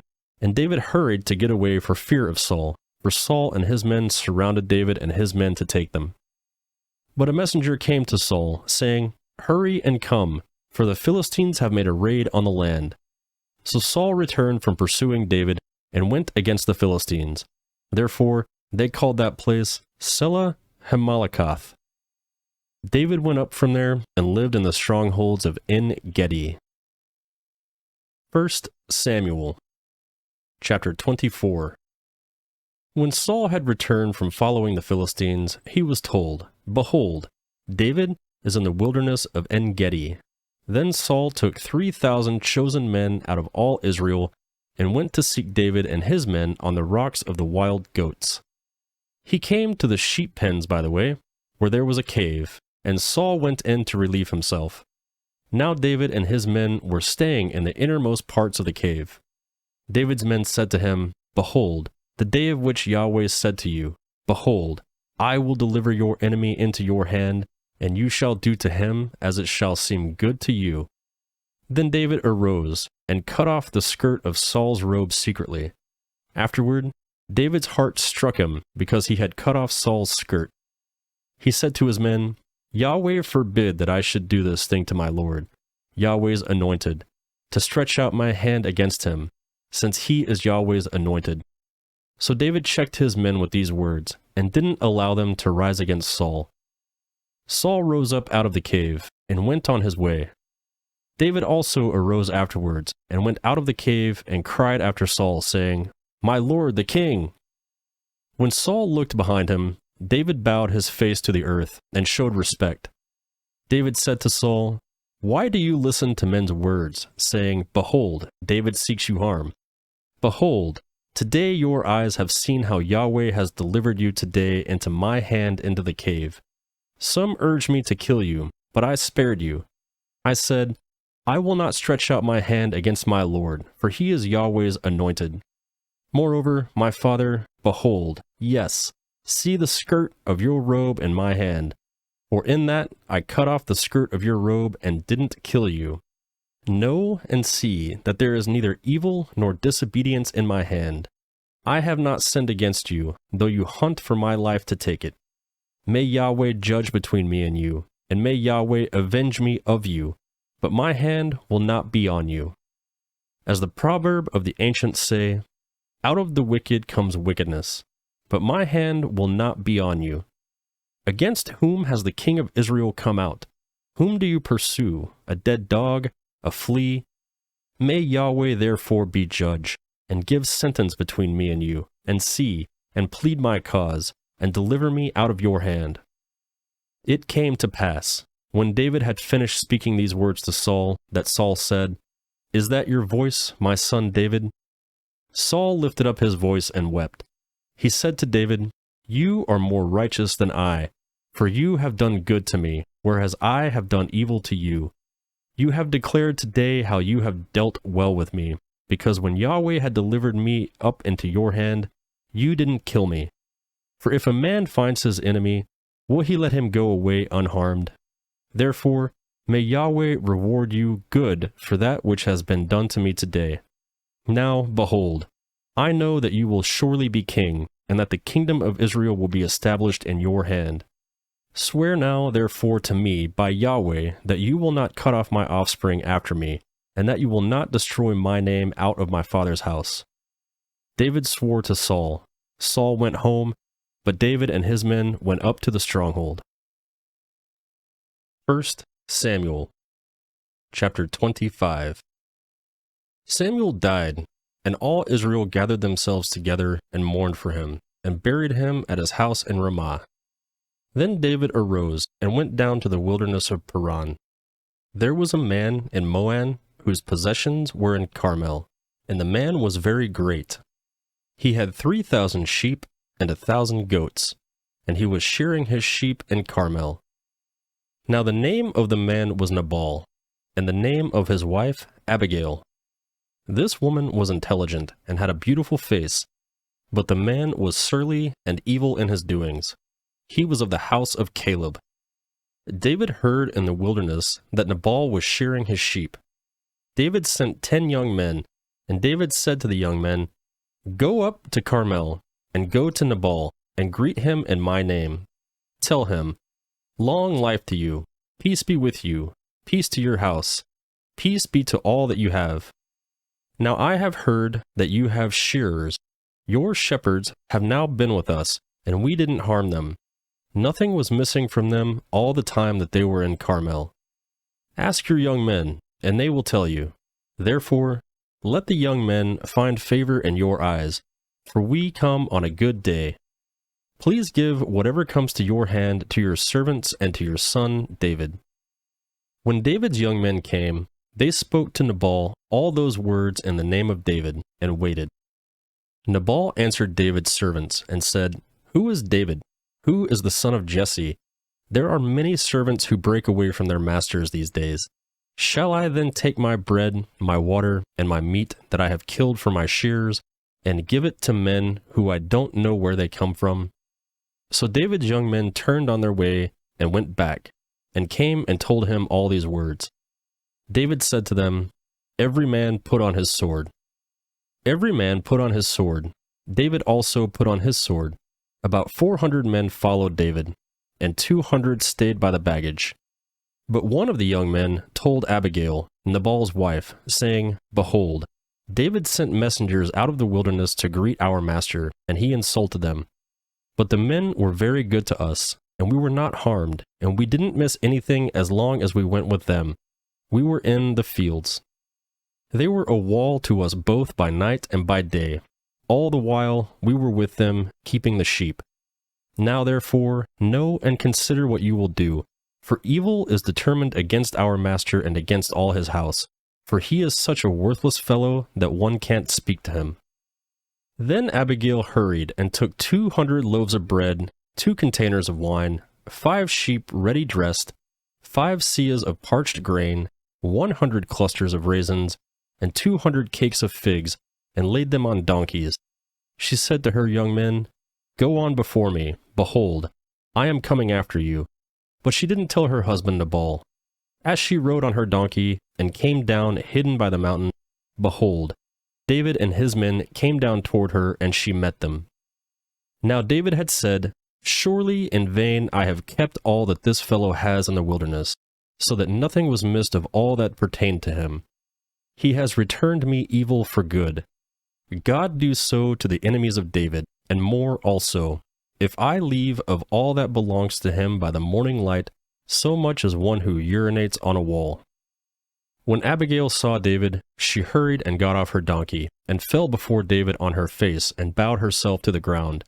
She fell at his feet and said, "On me, O Lord, on me to be the blame. Please let your servant speak in your ears. Hear the words of your servant. Please don't let my Lord pay attention to this worthless fellow Nabal. For as his name is, so is he.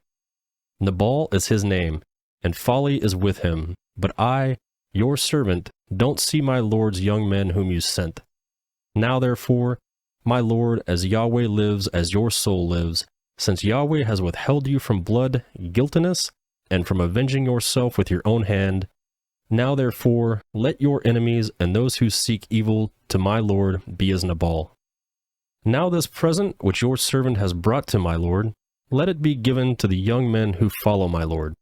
Please forgive the trespass of your servant, for Yahweh will certainly make my Lord a sure house, because my Lord fights Yahweh's battles.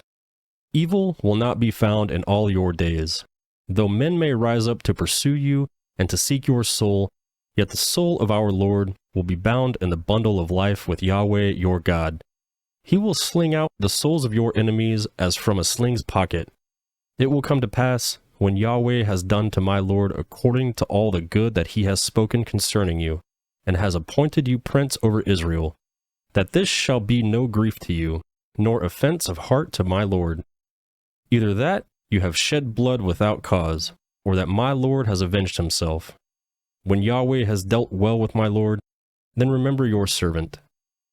David said to Abigail, "Blessed is Yahweh, the God of Israel, who sent you today to meet me. Blessed is your discretion, and blessed are you, who have kept me today from blood guiltiness, and from avenging myself with my own hand.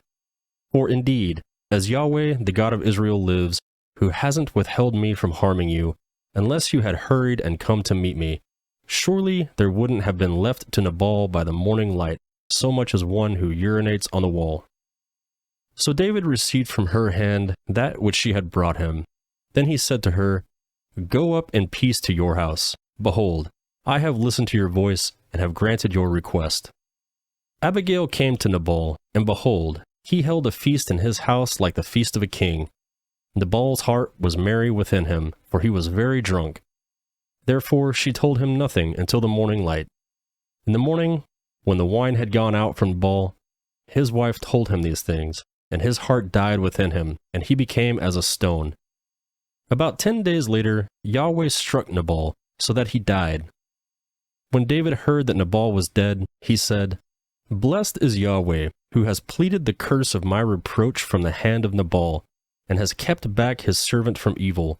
Yahweh has returned the evil-doing of Nabal on his own head." David sent and spoke concerning Abigail, to take her to himself as a wife. When David's servants had come to Abigail to Carmel, they spoke to her, saying, "David has sent us to you, to take you to him as a wife." She arose and bowed herself with her face to the earth, and said, "Behold, your servant is a servant to wash the feet of the servants of my Lord." Abigail hurriedly arose and rode a donkey with her 5 maids who followed her, and she went after the messengers of David and became his wife. David also took Ahinoam of Jezreel, and they both became his wives. Now Saul had given Michal, his daughter, David's wife, to Palti, the son of Laish, who was of Gallim. 1 Samuel chapter 26.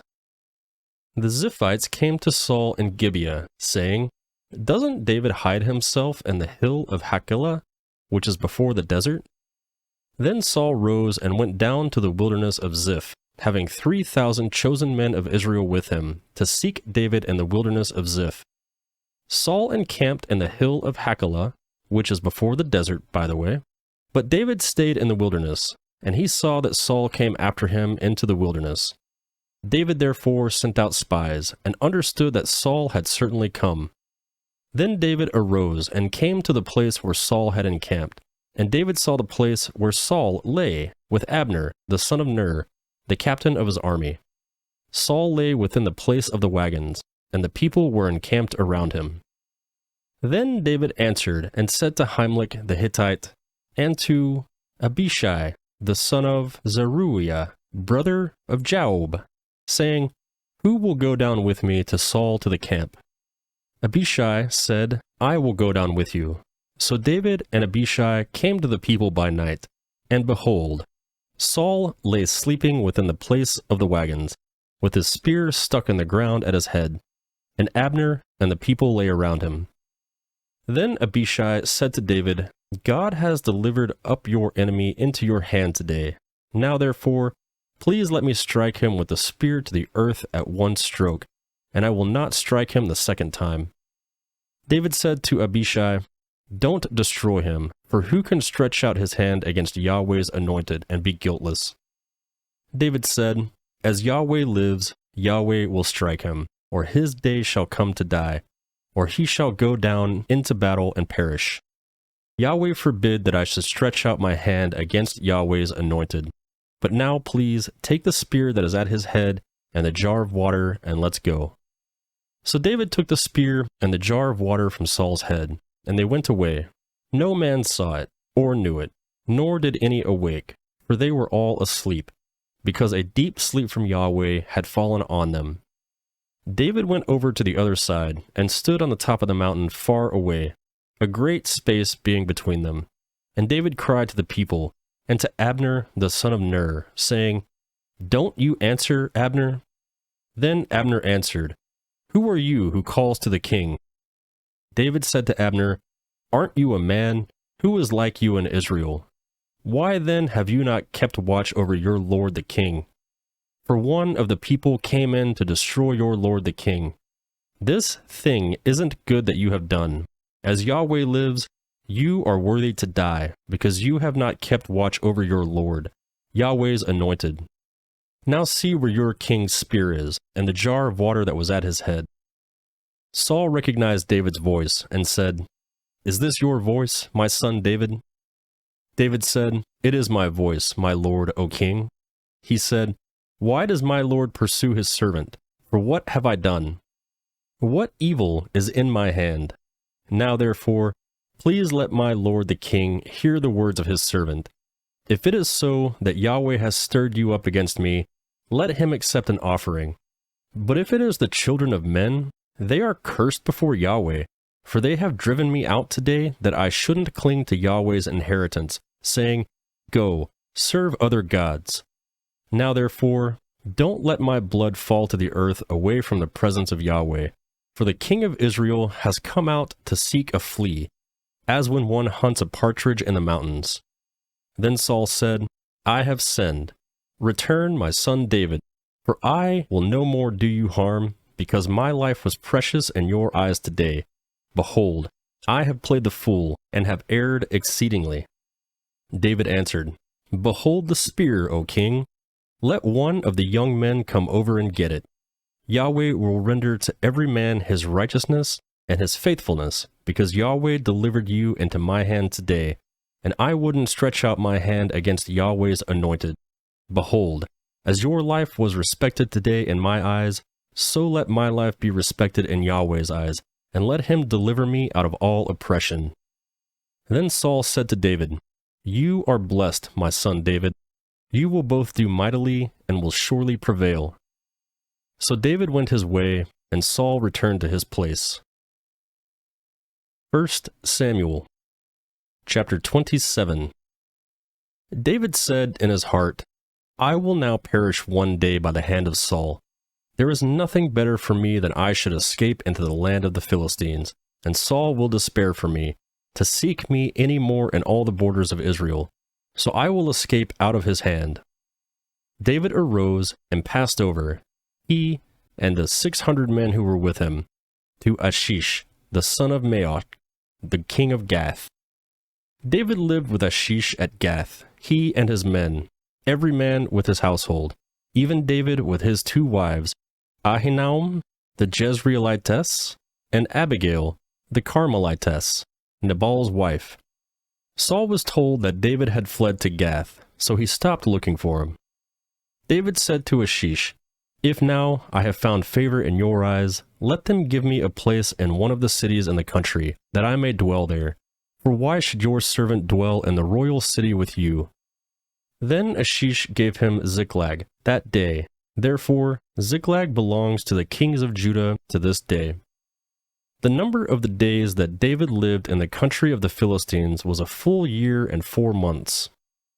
David and his men went up and raided the Geshurites, the Girzites, and the Amalekites, for those were the inhabitants of the land who were of old on the way to Shur, even to the land of Egypt. David struck the land, and saved no man or woman alive, and took away the sheep, the cattle, the donkeys, the camels, and the clothing. Then he returned and came to Achish.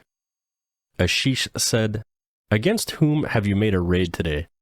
David said, "Against the south of Judah, against the south of the Jerahmeelites, against the south of the Kenites." David saved neither man nor woman alive to bring them to Gath, saying, "Lest they should tell about us, saying, 'David did this, and this has been his way all the time that he has lived in the country of the Philistines.'"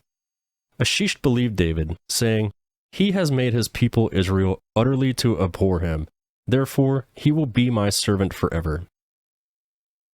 1 Samuel chapter 28.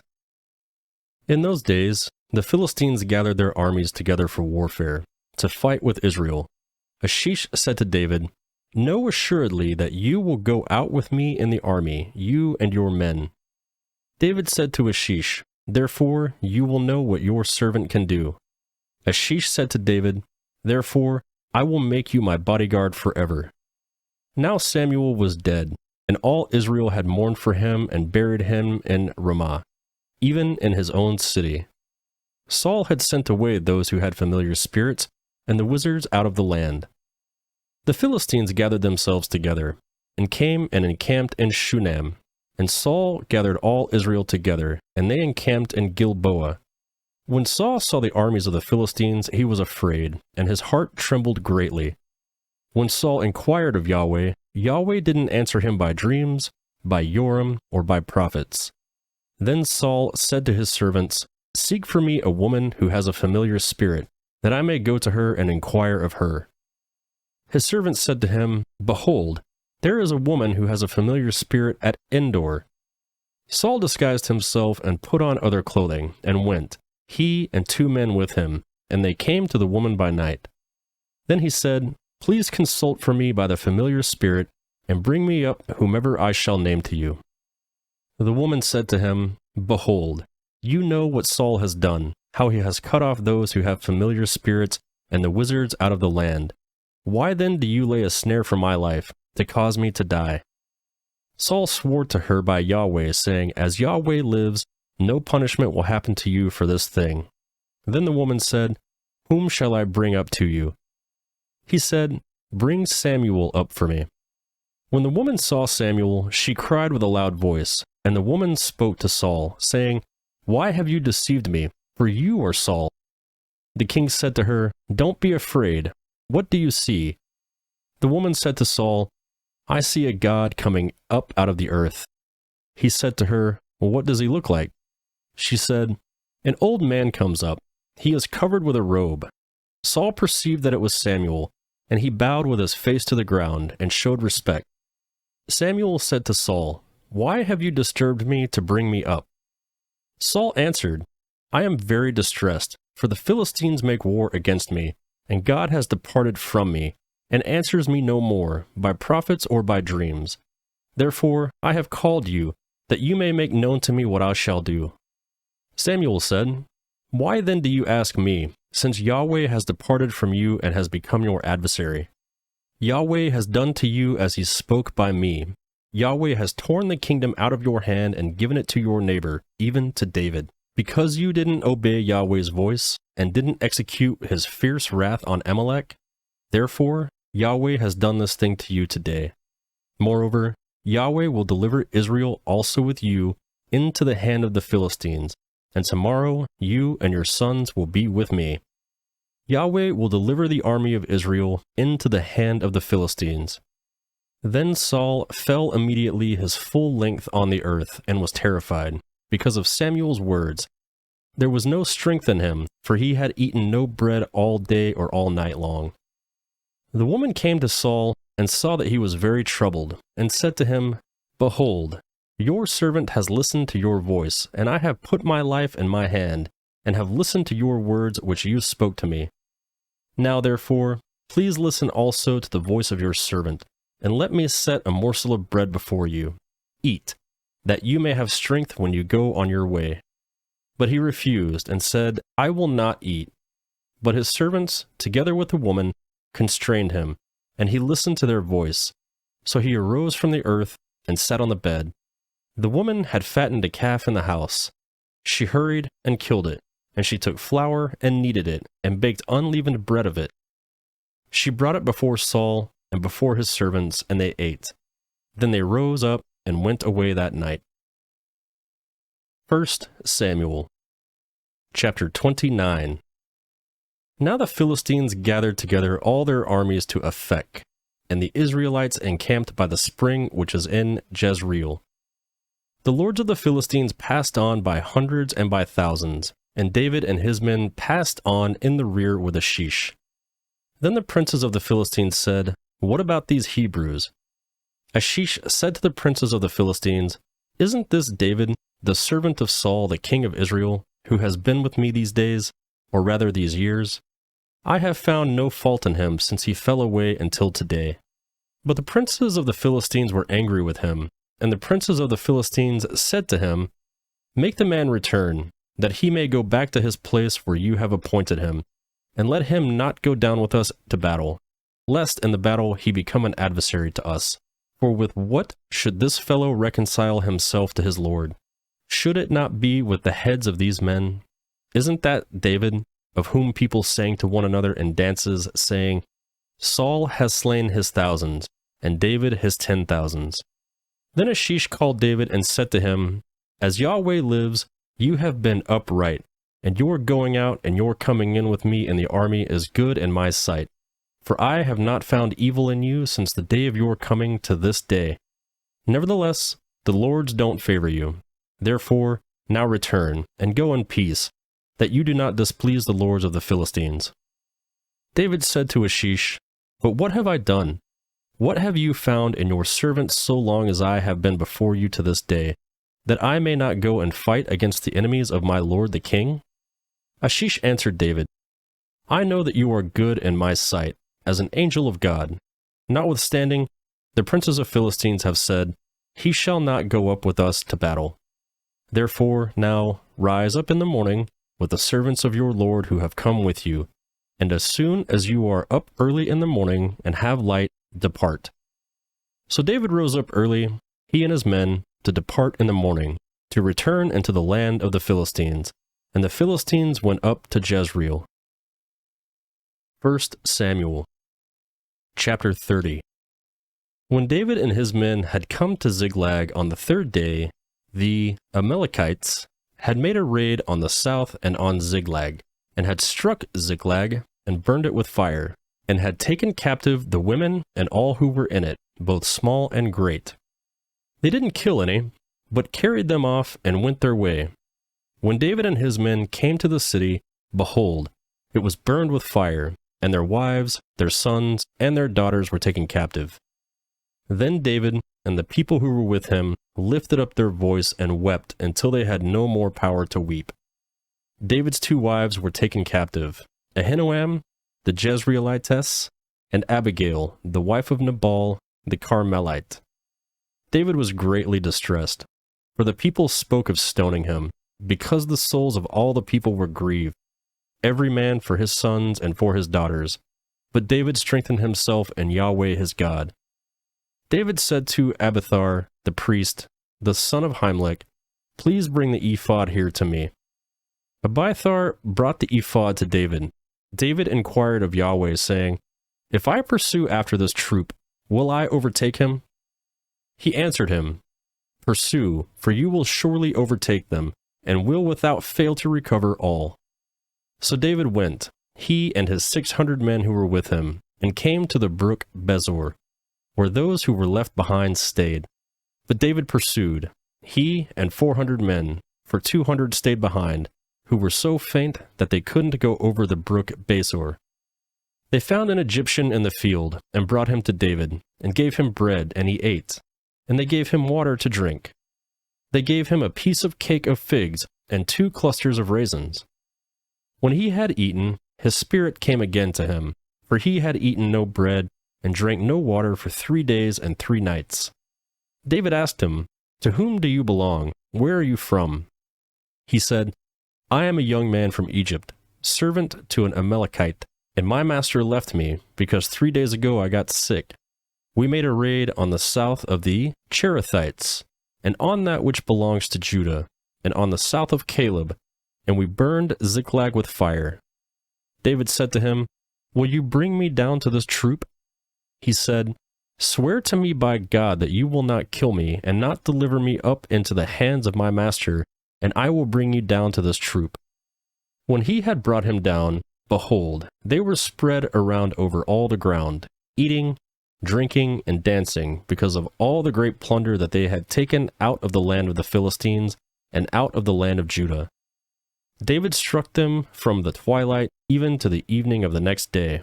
Not a man of them escaped from there, except 400 young men who rode on camels and fled. David recovered all that the Amalekites had taken, and David rescued his 2 wives. There was nothing lacking to them, neither small nor great, neither sons nor daughters, neither plunder nor anything that they had taken. David brought them all back. David took all the flocks and all the herds, which they drove before those other livestock, and said, "This is David's plunder." David came to the 200 men who were so faint they could not follow David, whom also they had made to stay at the brook Bezor. And they went out to meet David, and to meet the people who were with him. When David came near to the people, he greeted them. Then all the wicked men and all worthless fellows of those who went with David answered and said, "Because they did not go with us, we will not give them anything of the plunder that we have recovered, except to every man his wife and his children, that he may lead them away and depart." Then David said, "Do not do so, my brothers. With that which Yahweh has given to us, who has preserved us, and delivered the troop that came against us into our hand, who will listen to you in this matter? For as his share is who goes down to the battle, so shall his share be who stays with the baggage. They shall share alike." It was so from that day forward that he made it a statute and an ordinance for Israel to this day. When David came to Ziklag, he sent some of the plunder to the elders of Judah, even to his friends, saying, "Behold, a present for you from the plunder of Yahweh's enemies." He sent it to those who were in Bethel, and to those who were in Ramoth of the south, to those who were in Jatir, to those who were in Eror, to those who were in Siphmoth, to those who were in Eshtemoa, to those who were in Rachel, to those who were in the cities of the Jerahmeelites, to those who were in the cities of the Kenites, to those who were in Hormah, to those who were in Borashan, to those who were in Athach, to those who were in Hebron, to all the places where David himself and his men used to stay. 1 Samuel, chapter 31. Now the Philistines fought against Israel, and the men of Israel fled from before the Philistines, and fell down slain on Mount Gilboa. The Philistines overtook Saul and his sons, and the Philistines killed Jonathan, Abinadab, and Malchishua, the sons of Saul.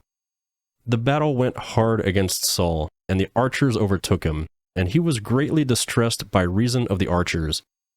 Then Saul said to his armor-bearer, "Draw your sword, and thrust me through with it, lest these uncircumcised come and thrust me through and abuse me." But his armor-bearer would not, for he was terrified. Therefore Saul took his sword and fell on it. When his armor-bearer saw that Saul was dead, he likewise fell on his sword and died with him. So Saul died with his 3 sons, his armor-bearer, and all his men that same day together. When the men of Israel who were on the other side of the valley, and those who were beyond the Jordan, saw that the men of Israel fled, and that Saul and his sons were dead, they abandoned the cities and fled, and the Philistines came and lived in them.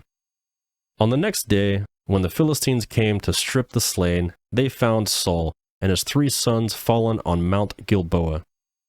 They cut off his head, stripped off his armor, and sent into the land of the Philistines all around, to carry the news to the house of their idols and to the people. They put his armor in the house of the Ashtaroth, and they fastened his body to the wall of Beth-shan. When the inhabitants of Jabesh Gilead heard what the Philistines had done to Saul, all the valiant men arose, went all night, and took the body of Saul and the bodies of his sons from the wall of Beth-shan, and they came to Jabesh and buried them there. They took their bones and buried them under the tamarisk tree in Jabesh, and fasted 7 days.